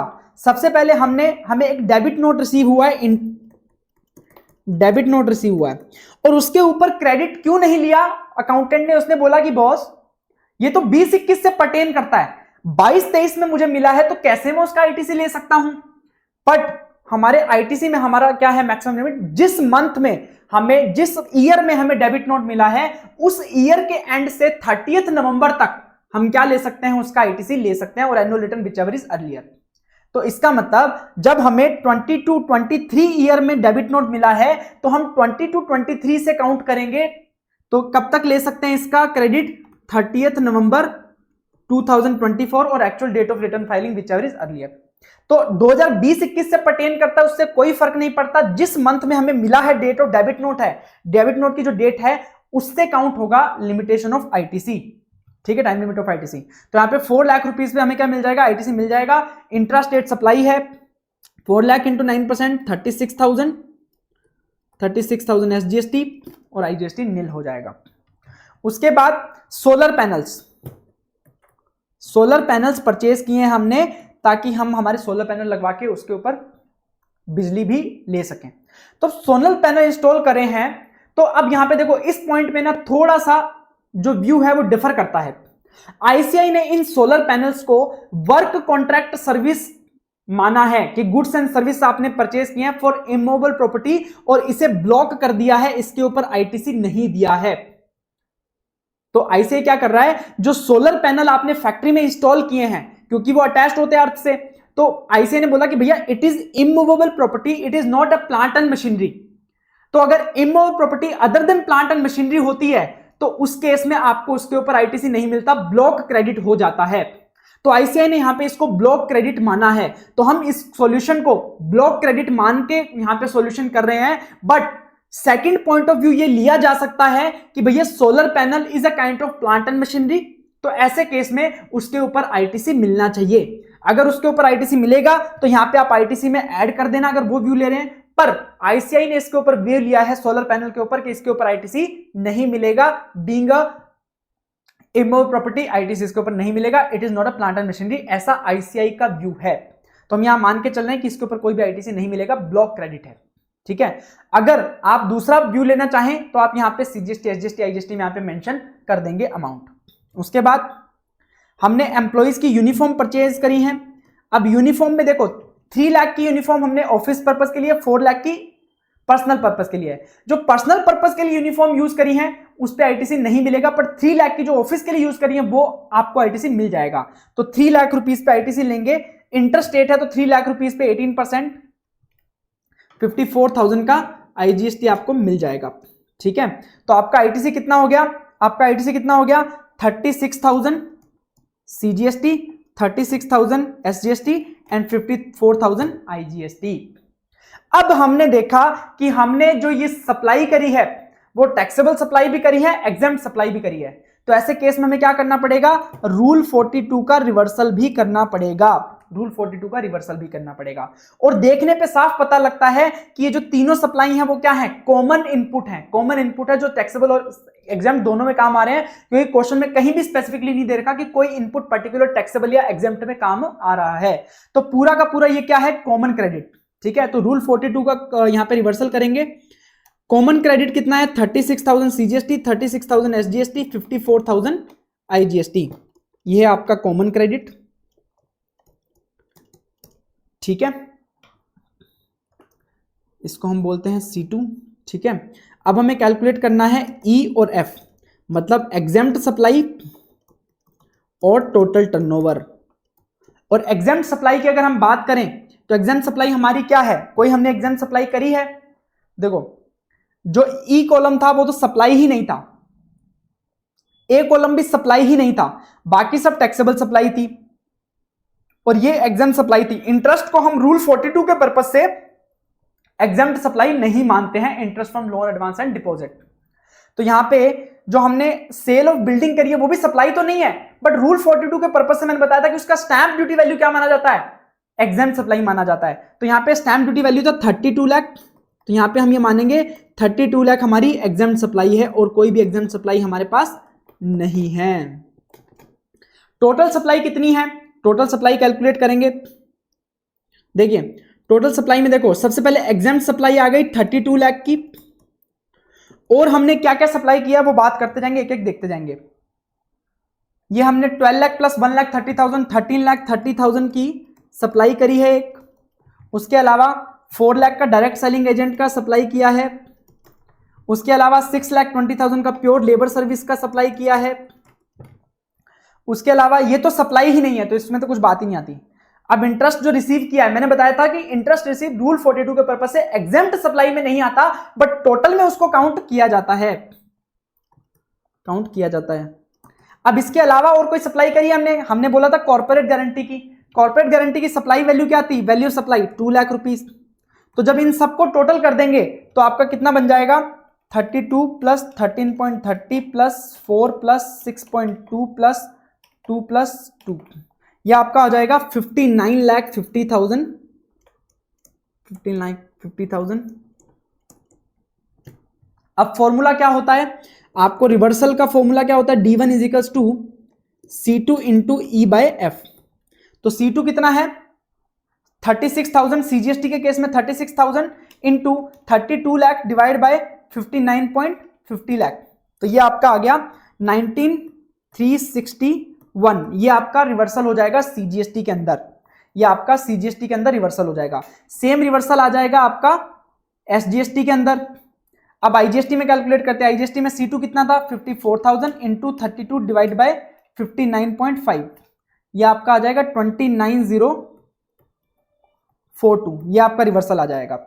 अब हम क्या करेंगे, हमें ITC कितना एलिजिबल है वो पता लगाना है। तो हमारे पास टोटल ITC था 36,000 CGST, 36,000 SGST, 54,000 IGST।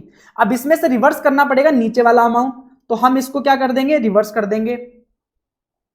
तो 36,000 माइनस 19,361, तो ये आपका आ जाएगा 16,639। यही आपका SGST में भी आ जाएगा अवेलेबल ITC। अब यहां पे हमने कैलकुलेट कर लिया ITC अवेलेबल, ये अमाउंट आ गया। और IGST हम कैलकुलेट करेंगे 54,000 माइनस 29,042, ये आपका आ गया 24,958, ये हमारा ITC अवेलेबल आ गया। अब हमें देखना है कि कितना टैक्स पे करना पड़ेगा। Payment of tax, payment of tax पे आ जाते हैं। तो आपका आउटपुट टैक्स लायबिलिटी कितना है? आउटपुट टैक्स लायबिलिटी वो है आपका, हमने ऊपर कैलकुलेट किया था 54,351, 54,000 एंड 3,51,000। इसमें से आपका ITC कितना अवेलेबल है वो आप लेस कर लेंगे 16,639 एंड 24,958। तो इनको लेस करेंगे तो आपका नंबर आ जाएगा कितना आपको टैक्स पे करना पड़ेगा? 37,361, 37,361 एंड 326,042, ये आपका आंसर आ जाएगा जो आपको कैश में पेमेंट करना है। अब इसके अलावा अगर RCM का लायबिलिटी होता तो वो भी यहाँ पे ऐड हो जाता, बट RCM का लायबिलिटी हमारा नील है, तो इसलिए हमारा जो कैश पेमेंट आएगा वो ये वाला आ जाएगा 37,361, 37,361, 326,042, ये हमारा आंसर आ जाएगा। ठीक है, तो ये हमारा आंसर आ गया। उसके बाद चलते हैं नेक्स्ट क्वेश्चन पे, चलिए ये हमारा क्वेश्चन हो गया कंप्लीट। ठीक है, 30 नंबर क्वेश्चन कंप्लीट हो गया। अब आ जाओ 14 नंबर क्वेश्चन पे। ये भी बिल्कुल नए वाले अमेंडमेंट से रिलेटेड है, ये भी अच्छा क्वेश्चन है, इसको भी करना है अपने को ध्यान से। 14 नंबर क्वेश्चन, ठीक है, पहले क्वेश्चन पढ़ लेते हैं। Fortune 365 is an online money gaming platform operating from the United Arab Emirates. It provides its user a platform to play and win money in different games that are available on its portal. तो online money gaming platform है जो UAE से work कर रहा है और India में एक पोर्टल प्रोवाइड करता है जहां पे आप गेम्स खेल सकते हो online. In the month of December player ए की बात हो रही है, दिसंबर में एक अनरजिस्टर्ड पर्सन है लोकेटेड इन द इंडिया में लोकेटेड अनरजिस्टर्ड पर्सन है, उसने 10,000 रुपीज डिपॉजिट किए इंक्लूसिव ऑफ जीएसटी। उन 10,000 में जीएसटी भी इंक्लूड था। In the master wallet available on the portal of the Fortune 365, तो वो जो पोर्टल था वहां पे 10,000 रुपए ऐड कर लिए। Just like think as a dream 11। ठीक है, मैंने ड्रीम 11 के पोर्टल पे गया, मैंने वहां पे 10,000 रुपीज डाले, उसमें 10,000 में जीएसटी भी था और मेरा अमाउंट भी था। तो अब उसमें से वो ड्रीम 11 क्या करेगा, 10,000 रुपए में से जीएसटी हटा के वो तो गवर्नमेंट को डिपॉजिट कर देगा और बाकी बचा हुआ अमाउंट आपके वॉलेट में क्रेडिट कर देगा। ठीक है, अब आप जितना अमाउंट आपके वॉलेट में है उससे आप खेल सकते हो। Subsequently following transaction were undertaken by player A in the said month. Player A utilized the amount of 2,000 from the master wallet toward paying a virtual racing game. एक ऑनलाइन वर्चुअल रेसिंग गेम हो रही थी, उसके लिए उसने 2000 rupees का amount utilise कर लिया अपने वॉलेट में। जो अमाउंट पड़ा था उसने जो ऐड किया था उसमें से 2000 यूज कर लिया खेलने के लिए। अब उसमें वो क्या हुआ, 10,000 रुपए जीत गया, 10,000 रुपए जीत गया और वो उसके वॉलेट में क्रेडिट कर दिए गए। पहले 2,000 रुपए कट हो गए, फिर गेम खेला, गेम जीत गया तो 10,000 रुपए उसके वॉलेट में वापस डाल दिए गए। On another portal operated by Fortune 365, यही बंदा एक और पोर्टल ऑपरेट करता है जहां पे बैटिंग होती है। ऑनलाइन मनी गेमिंग की बात नहीं हो रही, यहां पे बैटिंग की बात हो रही है, बैटिंग, बेट 180।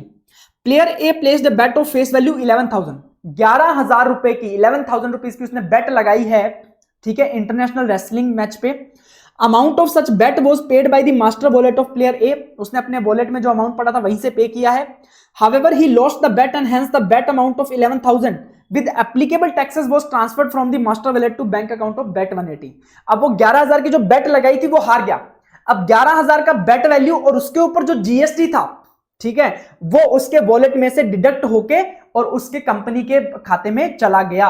मान लीजिए आप ड्रीम 11 में खेल रहे थे और उसमें आपने एक बेट लगा दी और बेट में हार गए तो आपके वॉलेट से पैसे काट लेगा, तो वही किया यहां पे। Player A transferred the balance amount from master wallet, अब जितना भी, अब उसको अक्ल आ गई भैया हार रहा हूं, ठीक है, उसने 10,000 रुपए ऐड किया तो उसको लगा हार रहा हूं मैं तो भयंकर हार गया। पहले तो वो जीत गया 2,000 रुपए ऐड करके, तो उसने और लगा दी बेट, अब हार गया तो उसको अक्ल आई, तो उसने क्या करा, अपने वॉलेट में से पैसे निकाल लिए, वॉलेट से अपने बैंक अकाउंट में पैसा ट्रांसफर कर लिया, ठीक है। अब बता रहा है, अब पूछ रहा है कि rate of GST applicable is 28%, please ignore the bifurcation of GST into CGST GST, तो आप सीधा 28% का रेट लो। Based on the information provided above answer the following question providing brief reason, उसका रीजन भी बताना है। Compute the total GST payable on aforesaid given transaction, तो यहां पे क्या क्या ट्रांजैक्शन हुआ उस पे जीएसटी कितना लगेगा वो बात करते हैं। देखो हमने पहले बात किया, इसमें क्या है, एक नया रूल आया था, ठीक है, रूल 33C, किसके लिए, ऑनलाइन मनी गेमिंग के लिए, ऑनलाइन मनी गेमिंग के लिए BC आया था ना, 33B और C, ऑनलाइन मनी गेमिंग के लिए। उसमें क्या बोला कि बॉस आप ऐसा करो, जितना भी अमाउंट आप किसी वॉलेट में ऐड करोगे ऑनलाइन मनी गेमिंग खेलने के लिए, जिस भी अमाउंट में वॉलेट में ऐड करोगे तो उसमें आपको 28% जीएसटी लगा माना जाएगा। तो यहां पे मतलब उसने 10,000 रुपीज जो कि इंक्लूसिव ऑफ जीएसटी था, तो मतलब इट इज 128, इसको अगर हम 28 से इंटू करेंगे तो इतना जीएसटी उसने पे किया है, 10,000 इंटू 28 डिवाइडेड बाय 128। तो जब उसने 10,000 रुपए पे किए तो उसमें से 2188 रुपीज टैक्स के नाम पे डिडक्ट हो गए और उस पोर्टल ने ये गवर्नमेंट को जमा करवा दिए और उसको डिपॉजिट कितना मिला, अब उसके खाते में डिपॉजिट कितने हुए, 10,000 में से ये हटा के कितना मिला उसको, 7812 इसके खाते में डिपॉजिट हो गए, उसके जो वॉलेट था उसमें डिपॉजिट हो गए। अब उसके बाद क्या हुआ, उसके बाद वो 2,000 रुपए उसने लगाए, उसमें जीता, उसके ऊपर कोई भी टैक्स नहीं है। हमने एक बात करी थी कहां पे, रूल 33BC में, कि अगर कोई व्यक्ति जो पैसा ऐड करता है वॉलेट में और उससे कुछ जीत जाता है, ऑनलाइन मनी गेमिंग की बात कर रहे हैं, अगर उससे कोई मनी जीत जाता है तो उसके ऊपर जीएसटी नहीं लगेगा, या फिर जब वो पैसा विड्रॉ करेगा खाते में से तो भी उसके ऊपर जीएसटी नहीं लगेगा, उसके ऊपर जीएसटी सिर्फ उसी पे लगेगा जो अमाउंट उसने वॉलेट में ऐड किया है। वॉलेट में उसने 10,000 ही ऐड किया तो उसके ऊपर जीएसटी लगेगा। ये ऑनलाइन मनी गेमिंग की बात हो गई। उसके बाद उसने क्या किया, बेट लगाई, बेट लगाई कितने की, 11,000 की। तो 11,000 की बेट लगाई, तो बेट के केस में तो क्या होता है, जो बेट का वैल्यू होता है that is the value of supply, और उसके ऊपर क्या लगेगा, जीएसटी लगेगा। तो 11,000 की जो बेट लगाई है वो हार गया तो उसके ऊपर जीएसटी कितना लगेगा, 11,000 इंटू 28%, तो कितना जीएसटी लग गया, 3080, ये यहां पे जीएसटी लग गया। तो टोटल अगर जीएसटी देखा जाए तो कितना लग गया, 3080 प्लस 2188, ये आ जाता है आपका 5268, ये आपका जीएसटी आ जाएगा, टोटल जीएसटी पेबल, ये आपका आ जाएगा total GST payable. First question का आंसर हो गया, ठीक है। अब सेकंड पे आ जाते हैं, सेकंड पे आ जाते हैं। Determine the net amount transferred by player A to his bank. Determine the net amount transferred by player to his bank account after the aforesaid transaction. उसने बोला कि भैया ये सारे ट्रांजैक्शन होने के बाद प्लेयर ए कितना अमाउंट ट्रांसफर कर पाएगा बैंक में, बैंक में कितना अमाउंट ट्रांसफर कर पाएगा। चलिए बात करते हैं। अब देखो सबसे पहले उसने क्या किया, इनिशियली अमाउंट डिपॉजिट किया, इनिशियली अमाउंट डिपॉजिट किया, कितना कर रहा था, 10,000 रुपए, उसमें से जीएसटी कट गया कितना 2188, बात किया था हमने 2188 का जीएसटी कट गया। अब बचा कितना, वो वॉलेट में आया। अब उसके बाद उसमें से क्या किया उसने 2,000 रुपए का ऑनलाइन गेम खेल लिया, ऑनलाइन गेम में लगा दिए 2,000 रुपए। ठीक है, लेस करते जाते हैं। अब ऑनलाइन जब गेम खेला तो वो जीत गया, विनिंग अमाउंट, तो वो जीत गया, कितना अमाउंट आया 10,000 रुपीज। तो ये 10,000 रुपीज क्या हो जाएगा, पॉजिटिव हो जाएगा। अब जब जीत गया उसके बाद उसने क्या किया 11,000 की बेट लगा दी और वो हार गया, तो 11,000 उसके खाते से डिडक्ट हो गए। और क्या हुआ, उसके साथ ही जीएसटी भी पे करना पड़ गया। कितना जीएसटी पे करना पड़ गया 3,080, तो ये भी उसके खाते से डेबिट हो गए, निकल गए। अब जो बचा हुआ अमाउंट था वो उसने बैंक खाते में निकाल लिया, तो कितना बचा 10,000 minus 2188 plus minus 2,000 again plus 10,000, फिर आपका 11,000 लेस होगा, फिर 3080 1732 आपका क्या हो जाएगा, अमाउंट आपने ट्रांसफर कर लिया बैंक अकाउंट में जो आपके बचा था। ठीक है, ये ट्रांजैक्शन है। थर्ड आपसे पूछा इसमें component, a certain whether Fortune 365 is required to obtain registration under GST in India, will your answer be different if player A is registered under GST in India? तो वो पूछ रहा है कि क्या उसे रजिस्ट्रेशन लेना पड़ेगा इंडिया में। तो हमने साफ बोला हुआ है कि ऑनलाइन मनी गेमिंग वाला जो बंदा है, ऑनलाइन मनी गेमिंग वाला बंदा हमेशा हमेशा अगर वो इंडिया में धंधा करना चाहता है तो उसे रजिस्ट्रेशन लेना पड़ेगा, कंपलसरी रजिस्ट्रेशन की रिक्वायरमेंट है। तो ऐसे केस में इसे कंपलसरीली रजिस्ट्रेशन लेना पड़ेगा। तो अभी मैं आपको ये आंसर दिखा भी देता हूं। ये जो आपका टैक्स अमाउंट आ गया 2188 एंड 3080, ये आपने बैंक अकाउंट में कितना ट्रांसफर किया वो भी आ गया। उसके बाद आपने यहाँ पे कंपलसरी रजिस्ट्रेशन की रिक्वायरमेंट है, तो भले ही रजिस्टर्ड हो अनरजिस्टर्ड हो कोई फर्क नहीं पड़ता, कंपलसरी रजिस्ट्रेशन लेना पड़ेगा ऑनलाइन मनी गेमिंग के केस में। ठीक है, तो यहाँ पे ये चीज हो गई। अब ध्यान रखना, यहाँ पे मैंने थोड़ा रूल 33BC बता दिया था, यहाँ पे रूल जो है 31A और B है। इट्स माय बैड, 31A और B जो रूल है जो नया इंसर्ट हुआ है वो वाला रूल यहाँ पे आएगा 31A और B, ध्यान रखिएगा। 33 जो है वो अलग आपका प्योर एजेंट वाला कंसेप्ट है, ये 31A और B रूल यहाँ पे लगेगा। ठीक है, ओके। अब चलिए बात करते हैं नेक्स्ट क्वेश्चन की। क्वेश्चन नंबर 15 पे आ जाइए। यहां पे पूछा है बिंदु सारा commences the business of supplying taxable goods locally with in the state of Rajasthan. वो राजस्थान में सप्लाई करता है, अप्रैल में उसने बिजनेस स्टार्ट किया है। He is not yet registered under GST, तो उसका पिछले साल का तो कोई टर्नओवर होगा नहीं, इस साल वो भी रजिस्टर्ड हुआ नहीं है जीएसटी में। उसका टर्नओवर जून मंथ तक अभी तक 8 लाख रुपए ही हुआ है, 8 लाख रुपीज। तो उसने ऑप्शन एक्सप्लोर किया कि भैया वो चाहता है कि इलेक्ट्रॉनिक कॉमर्स ऑपरेटर एक ई वास्तु स्टोर करके है, उसके थ्रू वो सेल करना चाहता है। इलेक्ट्रॉनिक कॉमर्स ऑपरेटर के थ्रू, जैसे अमेजोन होता है वैसे ई वास्तु स्टोर है, उसके थ्रू वो सेल करना चाह रहा है। He approaches you for the following advices. उसने बोला क्या एडवाइस चाहता है कि Bindusara wishes to continue his business without registering under GST since it will enhance the compliance burden under GST law.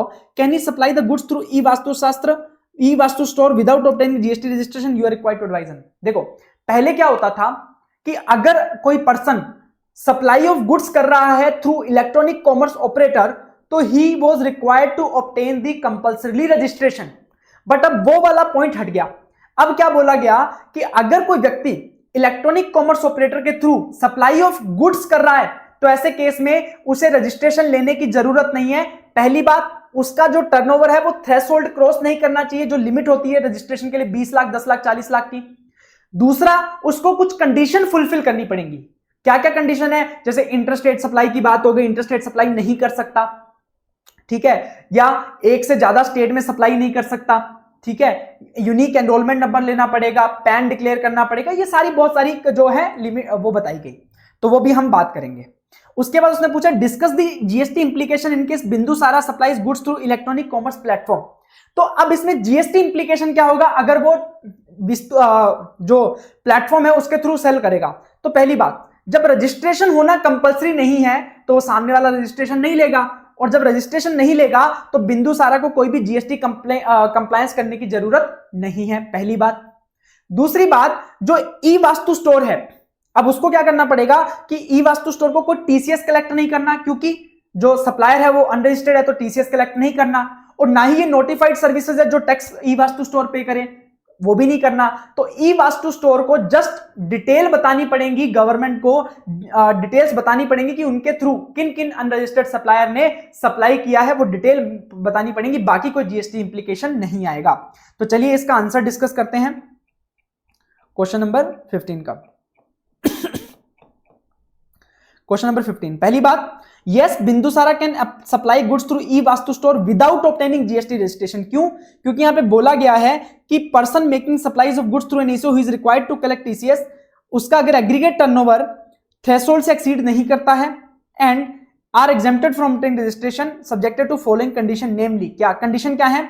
Shell not make interstate supply of goods, not make supply of goods through eco in more than one state union territory, उसके पास pan होना चाहिए, pan के basis पे वो supply करने से पहले कुछ चीजें डिक्लेयर करनी पड़ेंगी, पैन डिक्लेयर करना पड़ेगा, एड्रेस ऑफ बिजनेस और किस स्टेट में वो सप्लाई करना चाहता है ये बताना पड़ेगा कॉमन पोर्टल पे। उस बेसिस पे यूनिक एनरोलमेंट नंबर ग्रांट किया जाएगा, उस यूनिक एनरोलमेंट नंबर आपके ईसीओ को देना पड़ेगा, तभी आप सप्लाई कर पाएंगे। ठीक है, ये बात सारी कंडीशन फुलफिल करनी है। और जब आपको रजिस्ट्रेशन ग्रांट हो जाएगा फर्दर फ्यूचर में, तो ये एनरोलमेंट नंबर आपका कैंसिल कर दिया जाएगा। So Bindusara can supply goods through e Vastu store without obtaining GST registration till the time its aggregated turnover does not exceed the threshold limit, क्योंकि अभी तक तो 8 लाख है, तो अभी तक कर सकता है। दूसरा पूछा था GST implication, Bindusara is not required to obtain registration under GST, hence no GST implication. However, the electronic commerce operator is required to submit the details of supplies made through it by unregistered supplier having enrollment number in GSTR 8. GSTR 8 में detail देनी पड़ेगी. Further, no tax at source shall be collected by the e-vastu store in respect of such supplies. कोई TCS collect नहीं करना है. चलिए ये question discuss हो गया. अब आ जाते हैं क्वेश्चन नंबर 16 पे. क्वेश्चन नंबर 16 पे, A Limited is registered under GST in Rajasthan, Delhi, Haryana, Punjab. ठीक है, राजस्थान, दिल्ली, हरियाणा, पंजाब सब जगह रजिस्टर्ड है. Due to closure of business activities in Rajasthan, Rajasthan में उसकी एक्टिविटीज बंद हो गई, तो 31 मार्च को ही बंद हो गई. उसने एप्लीकेशन फाइल किया for cancellation of registration on 30th June 2023. The registration was suspended with effect from 30 June 2023 by the Jurisdiction Tax Authorities. जो फाइनल ऑर्डर आया कैंसलेशन का वो 31 जुलाई 2023 को आया. You are required to advise A Limited regarding the last date of filing the final return by it in Rajasthan. Further, A Limited was also registered as an ISD in Rajasthan. Said registration was cancelled with effect from June 30 with an order date 31st July. Advise whether the final return is required to be filed upon cancellation of ISD registration. If yes, what is the due date for filing of said final return? देखो क्या हुआ है यहाँ पे. वो बोला कि राजस्थान में बिजनेस बंद किया है, बिजनेस क्लोज किया है कब? 31 मई को ही क्लोज कर दिया. ठीक है, अप्लाई किया उसने for cancellation for registration, apply for cancellation किया है 30th जून. ठीक है, और फाइनल ऑर्डर फॉर कैंसलेशन पास हो गया कब? 31 जुलाई. और देखो फाइनल रिटर्न कब तक फाइल करनी होती है? फाइनल रिटर्न जब आपका धंधा बंद होता है, क्लोजर करते हो बिजनेस का, तब फाइनल रिटर्न फाइल होती है GSTR 10 में. और कितने टाइम के अंदर? 3 मंथ्स के अंदर. 3 मंथ्स फ्रॉम, 3 मंथ्स कहां से काउंट होंगे? फ्रॉम जब आपने अप्लाई किया for cancellation, apply for cancellation और final order of cancellation, final order of cancellation whichever is later. तो लेटर कौन सा है? 30 जून को अप्लाई किया, 31 जुलाई को फाइनल ऑर्डर आया है, तो 31 जुलाई इज आपका डेट जिससे आपको 3 मंथ काउंट करने हैं. That will be your last date for filing GSTR 10 final return. तो 31 जुलाई से 3 महीने काउंट करेंगे, 31 अगस्त, 31 सितंबर, 31 अक्टूबर. तो आपका ड्यू डेट आ जाएगा 31 अक्टूबर. ये आपका आंसर हो जाएगा. दूसरा आपसे पूछा है कि क्या आपको ISD जो रजिस्ट्रेशन आपने ले रखा है, क्या उसके लिए रिटर्न फाइल करने की जरूरत है? Final return no. ISD registration के लिए आपको फाइनल रिटर्न सबमिट ही नहीं करना होता, तो ड्यू डेट की कोई बात ही आती नहीं है. चलिए आंसर नंबर 16 को अपन डिस्कस कर लेते हैं. Answer number 16, as per section, ठीक है, GSTR 10 फाइल करना होता है, the final return file by within 3 month of the date of cancellation, date of order of cancellation whichever is later, ठीक है, whichever is later 31 July, तो last date 31 October आ जाएगा।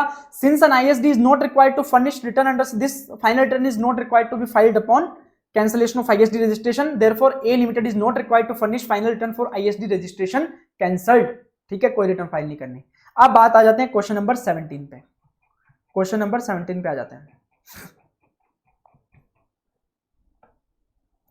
Question number 17, Jabrex registered in Delhi enters into a contract with Shine Limited, an advertisement company located and registered in Gurgaon, Haryana। जैब्रेक्स दिल्ली का है, उसने गुड़गांव में एक एडवर्टाइजिंग कंपनी उससे डील किया to arrange the display of an advertisement of जैब्रेक्स newly launched product on an hoarding placed in Marine Drive Mumbai. तो वो क्या करेगा, एक डिस्प्ले करना है एडवर्टाइजमेंट का, कहां पे, मरीन ड्राइव में एक होर्डिंग लगा है मरीन ड्राइव के वहां पे उस एडवर्टाइजमेंट को डिस्प्ले करना है for initial 3 month of launch of the product. Shine limited in turn enters into a contract. अब शाइन लिमिटेड इसके लिए कॉन्ट्रैक्ट में एंटर होता है seaside hotel located and registered in Marine Drive Mumbai. तो वो एक होटल से कॉन्ट्रैक्ट करता है कि भैया मुझे यहाँ पे आपके जो होर्डिंग लगा है यहाँ पे किसी का एडवर्टाइजमेंट करना है, तो मुझे ये जगह चाहिए for display of advertisement hoarding placed in lawn of hotel. Hotel के लॉन में एक होर्डिंग है। What will be the place of supply of service provided in the given case. तो यहाँ पे अपने को डिस्कस करना पड़ेगा कि सर्विसेज क्या क्या हैं। पहली बात, शाइन लिमिटेड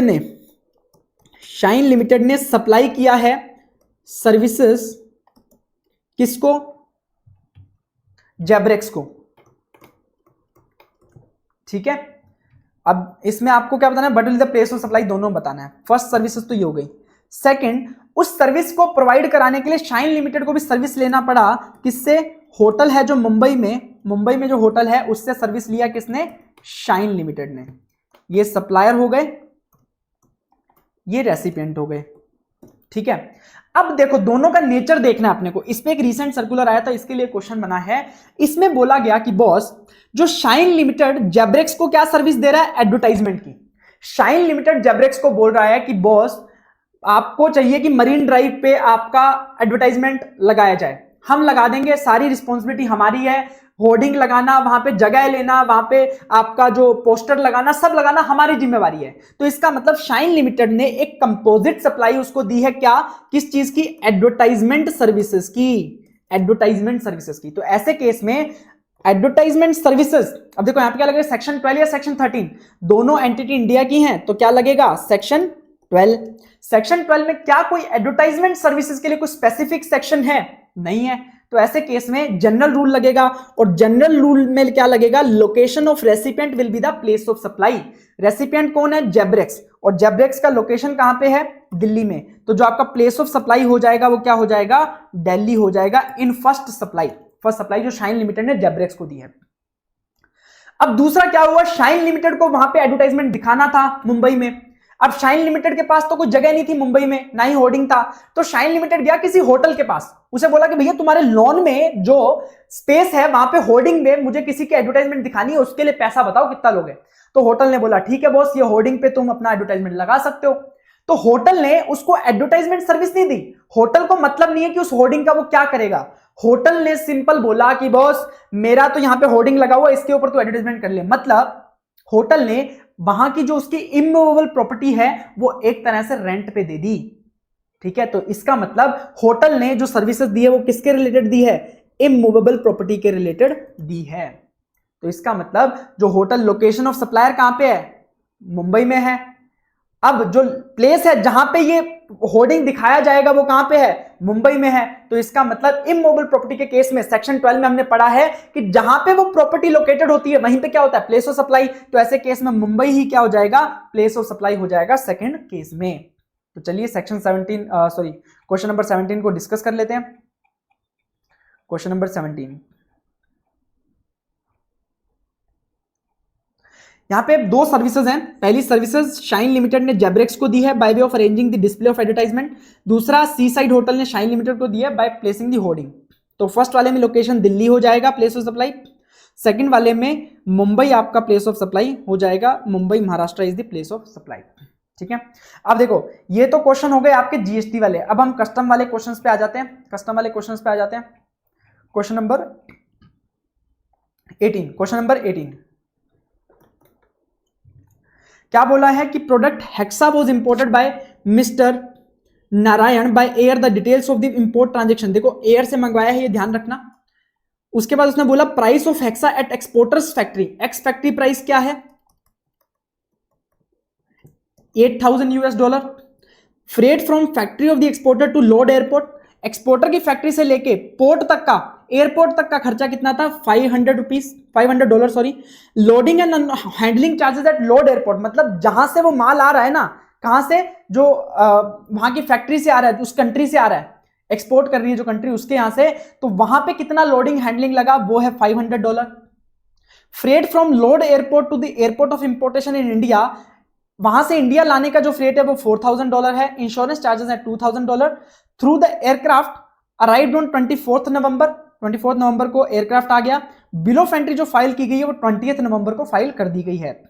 20 नवंबर और 24 नवंबर को कस्टम ड्यूटी के रेट दे रखे हैं, एक्सचेंज रेट्स दे रखे हैं और आईजीएसटी के भी रेट दे रखे हैं। तो आपको बताना है value of product for the purpose of levying custom duty और total custom duty and tax payable. तो चलिए कैलकुलेट करते हैं। हमने बात किया था सबसे पहले हम क्या लेंगे, एक्स फैक्ट्री प्राइस। सबसे पहले क्या लेंगे, x factory price, that is $8,000। ठीक है।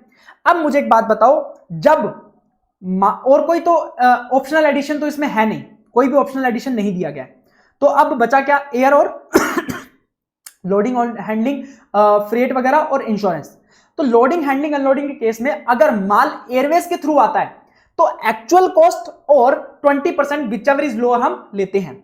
अब एक्चुअल में क्या क्या लेते हैं हम, एक्चुअल में हम लेते हैं, यहां पे कैलकुलेशन कर लेते हैं। ठीक है, एक्चुअल में हम क्या लेते हैं, एक्चुअल कॉस्ट में कि पोर्ट जो फैक्ट्री ऑफ एक्सपोर्टर है वहां से लेके पोर्ट ऑफ इंपोर्ट तक का, मतलब वहां के एक्सपोर्टर की फैक्ट्री से लेके मेरे इंडिया में जो पोर्ट में माल आया है वहां तक का कितना लोडिंग अनलोडिंग हैंडलिंग और जो आपका फ्रेट का खर्चा, ट्रांसपोर्टेशन का खर्चा आया है, वो यहां पे एक्चुअल में लेते हैं और उसको कंपेयर करते हैं with the 20% of the FOB. तो इनमें से जो लोअर वाला अमाउंट होता है वो हम ले लेते हैं।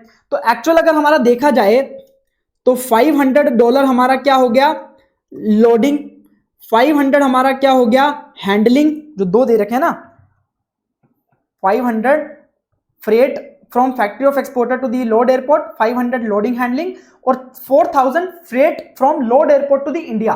ठीक है, तो ये सारा टोटल कर लेंगे तो ये टोटल कितना बन गया, $5,000 बन गया। एक्चुअल है $5,000 और किससे कंपेयर करेंगे, 20% ऑफ दी एफओबी।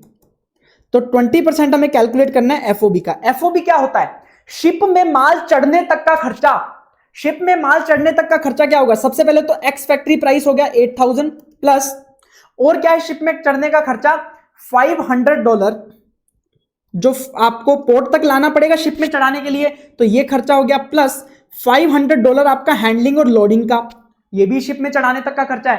पर शिप को वहां से इंडिया तक लाने तक का खर्चा वो एफओबी में नहीं आएगा, क्योंकि हम फ्री ऑन बोर्ड कैलकुलेट कर रहे हैं, फैक्ट्री से वहां से शिप में चढ़ाने तक का खर्चा देखना है, उसके बाद का नहीं देखना। तो इसका मतलब आपका एफओबी कितना हो जाएगा, $9,000। तो उसका 20% कितना हो जाएगा, $1,800। तो बताओ $1,800 लिया जाए या $5,000 लिया जाए, ऑब्वियसली $1,800। तो यहां पे क्या आ जाएगा, $1,800 आ जाएगा। एक बात और ध्यान रखना, जब हमने 20% कैलकुलेट कर लिया तो फिर हमें ये इसको वापस ऐड करने की जरूरत नहीं है $500 को। क्यों, क्योंकि that 20% consist cost of factory of exporter से लेके पोर्ट ऑफ इंपोर्ट तक का handling, loading, unloading, everything, transportation. ठीक है, तो ये ऐड हो गया। उसके बाद इंश्योरेंस का जब भी कॉस्ट एक्चुअल दिया होता है तो इंश्योरेंस का एक्चुअल कॉस्ट ही लेते हैं, दैट इज $2,000। तो टोटल हमारा असेसेबल वैल्यू यूएस डॉलर में क्या हो जाएगा, ये हो जाएगा आपका $11,800। अब इसको हमें कन्वर्ट करना है रुपीज में। रुपीज में अगर हम कन्वर्ट करेंगे असेसेबल वैल्यू तो हमें टैक्स रेट लेनी पड़ेगी, एक्सचेंज रेट। एक्सचेंज रेट हमेशा हम सीबीआईसी वाली लेंगे, बाकी सब एक्सचेंज रेट्स को इग्नोर करेंगे। तो आरबीआई वाली रेट को इग्नोर करना है। और एक्सचेंज रेट किस दिन की लेते हैं, जिस दिन हमने बिल ऑफ एंट्री फाइल करी है। बिल ऑफ एंट्री फाइल करी है 20 नवंबर को। 20 नवंबर को एक्सचेंज रेट थी 70, तो 70 का रेट ले लेंगे इंटू 70, ये आपका आ जाएगा 11,800 इंटू 70, 8,26,000, 8,26,000 लग गया। अब उसके बाद हमें क्या करना है, अब इसके ऊपर हमें कस्टम ड्यूटी और टैक्स कैलकुलेट करना है, कस्टम ड्यूटी और टैक्स कैलकुलेट करना है। तो सबसे पहले कस्टम ड्यूटी कैलकुलेट करेंगे। कितना रेट लेंगे कस्टम ड्यूटी का? कस्टम ड्यूटी का रेट लेते हैं उस दिन का, या तो जिस दिन अराइव हुआ है और बिल ऑफ एंट्री फाइल किया होम कंजम्पशन का, whichever is later. Bill of entry 20 को फाइल किया है, एयरक्राफ्ट आया 24 को, तो 24 का हम रेट लेंगे कस्टम ड्यूटी का, whichever is later, that is 10%। तो इसका 10% हमारा कस्टम ड्यूटी हो जाएगा 8,26,000 का 10%, 82,600। फिर उसके बाद सोशल वेलफेयर सरचार्ज लेंगे 10%, 82,600 का 8260। अब इसको टोटल करेंगे तो हमारा असेसेबल वैल्यू आएगा for IGST, accessible value for IGST ये आ जाएगा 916,860, 916,860, ये हमारा असेसेबल वैल्यू आ जाएगा फॉर IGST। अब अपन इस पे लगाएंगे IGST की रेट भी वैसे ही देखते हैं जैसे कस्टम ड्यूटी की। कस्टम ड्यूटी की हमने 24 नवंबर की ली है, तो IGST की भी 24 नवंबर की लेंगे, विच इज 12%। तो 12% की रेट से लगा देंगे इंटू 12%, ये आपका हो जाएगा 110,232। तो हमें आंसर पूछा था total duty and tax payable, सबसे पहले वैल्यू पूछा था, दैट वाज 8,26,000। उसके बाद टोटल ड्यूटी एंड कस्टम पूछा है, तो 82,600 हमने कस्टम ड्यूटी पे किया, 8260 हमने सोशल वेलफेयर सरचार्ज पे किया, उसके अलावा 1,10,232 ये आपका IGST पे किया। तो टोटल आपका आ जाएगा 201092, सॉरी गलत कैलकुलेट कर लिया मैंने, 82,600 प्लस 82,600, ठीक है, उसके बाद प्लस 110,023, हाँ 110,023 है, ये हो गया 200, एक सेकेंड ना, ये जो मैंने नंबर है वो गलत उतार लिया, ये आपका 110,023 है, ठीक है। तो ये आपका टोटल टैक्स पेबल हो गया 200,883। हमने इसको ऐड किया, इसको ऐड किया, total duty and tax payable add कर लिया, 200,883 हमारा आंसर आ जाएगा, ठीक है। उसके बाद ये आपका हो जाएगा क्वेश्चन नंबर 18। अब आ जाते हैं क्वेश्चन नंबर 19 पे। क्वेश्चन नंबर 19 पे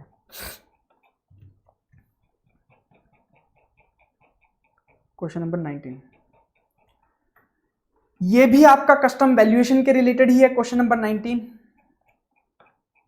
बात करते हैं, क्वेश्चन नंबर 19, अरे yes, Shivansh limited imported a machine from Germany for 180 lakh during the month of March 2022 on payment of all duties of custom।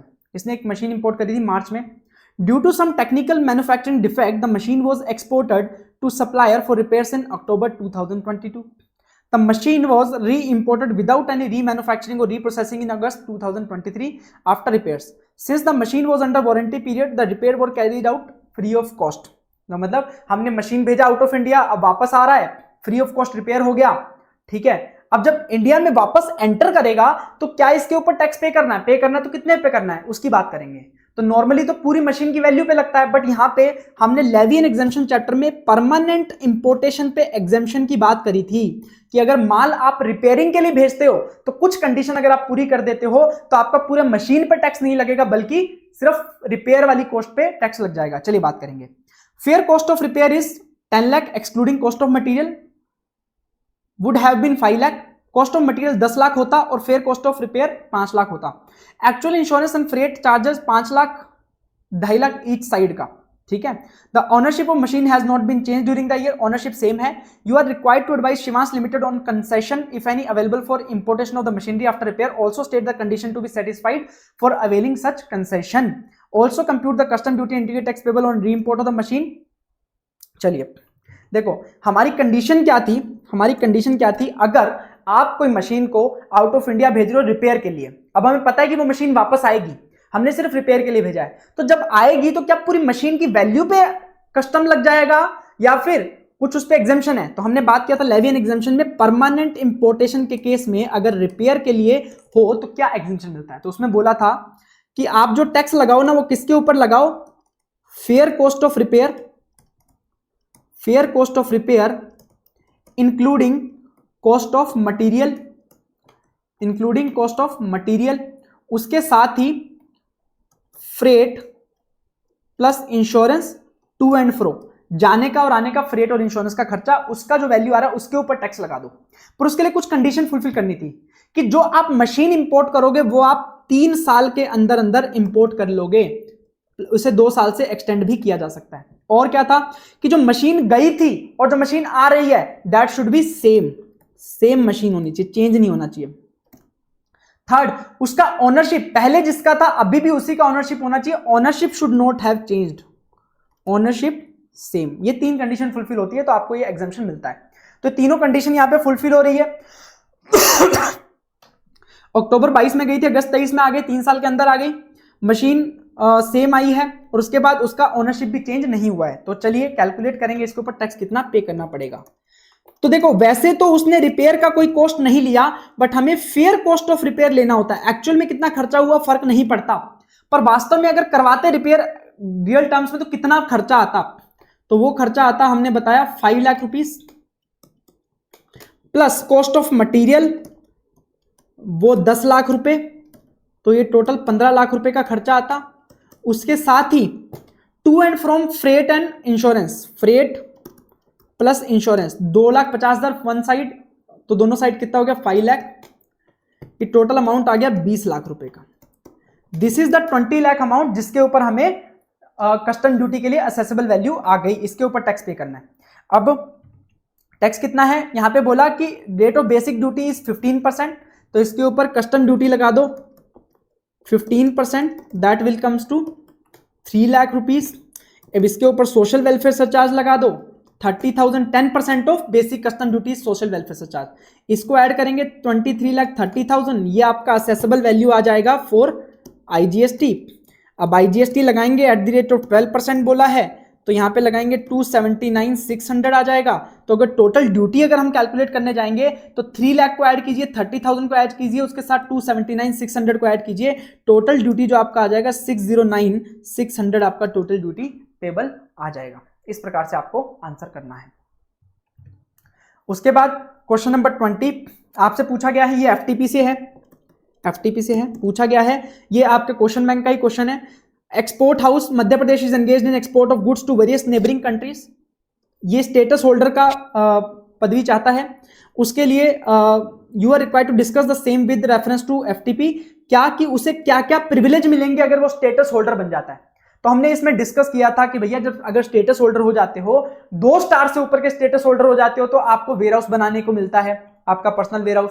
उसके बाद आपको ऑथराइजेशन आसानी से मिल जाता है, जो आपके लिए इनपुट आउटपुट नॉर्म है वो जल्दी डिसाइड हो जाते हैं, आपको बैंक गारंटी देने की जरूरत नहीं पड़ती। तो ये सारे स्टेटस होल्डर के लिए बेनिफिट्स होते हैं। चलिए क्या होता है, ऑथराइजेशन और कस्टम क्लियरेंस मिल जाता है सेल्फ डिक्लेरेशन बेसिस पे, input output norms with in 60 days हो जाता है, कंपल्सरी नेगोशिएशन की भी रिक्वायरमेंट खत्म हो जाती है। नॉर्मली जब आप इंपोर्ट एक्सपोर्ट करते हो तो अपने डॉक्यूमेंट बैंक के थ्रू भेजने पड़ते हैं, तो वो भी रिक्वायरमेंट खत्म हो जाती है। फिर आपको बैंक गारंटी भी नहीं देनी पड़ती। उसके बाद 2 स्टार एक्सपोर्ट हाउस से अबव है तो ऐसे केस में एक्सपोर्ट वेयर हाउस भी स्टैब्लिश कर सकते हो। फिर आपको प्रेफरेंशियल ट्रीटमेंट दिया जाता है, ठीक है, और आप एक्सपोर्ट फ्रीली एक्सपोर्टेबल आइटम्स कर सकते हो on free of cost basis. उसके बाद प्रेफरेंशियल ट्रीटमेंट मिलता है in handling of their consignment by the consignment agencies. तो ये सारे बेनिफिट्स मिलते हैं अगर आप स्टेटस होल्डर हो तो एफटीपी के अंदर। तो इस प्रकार से हमने ये पूरा आरटीपी डिस्कस कर लिया है।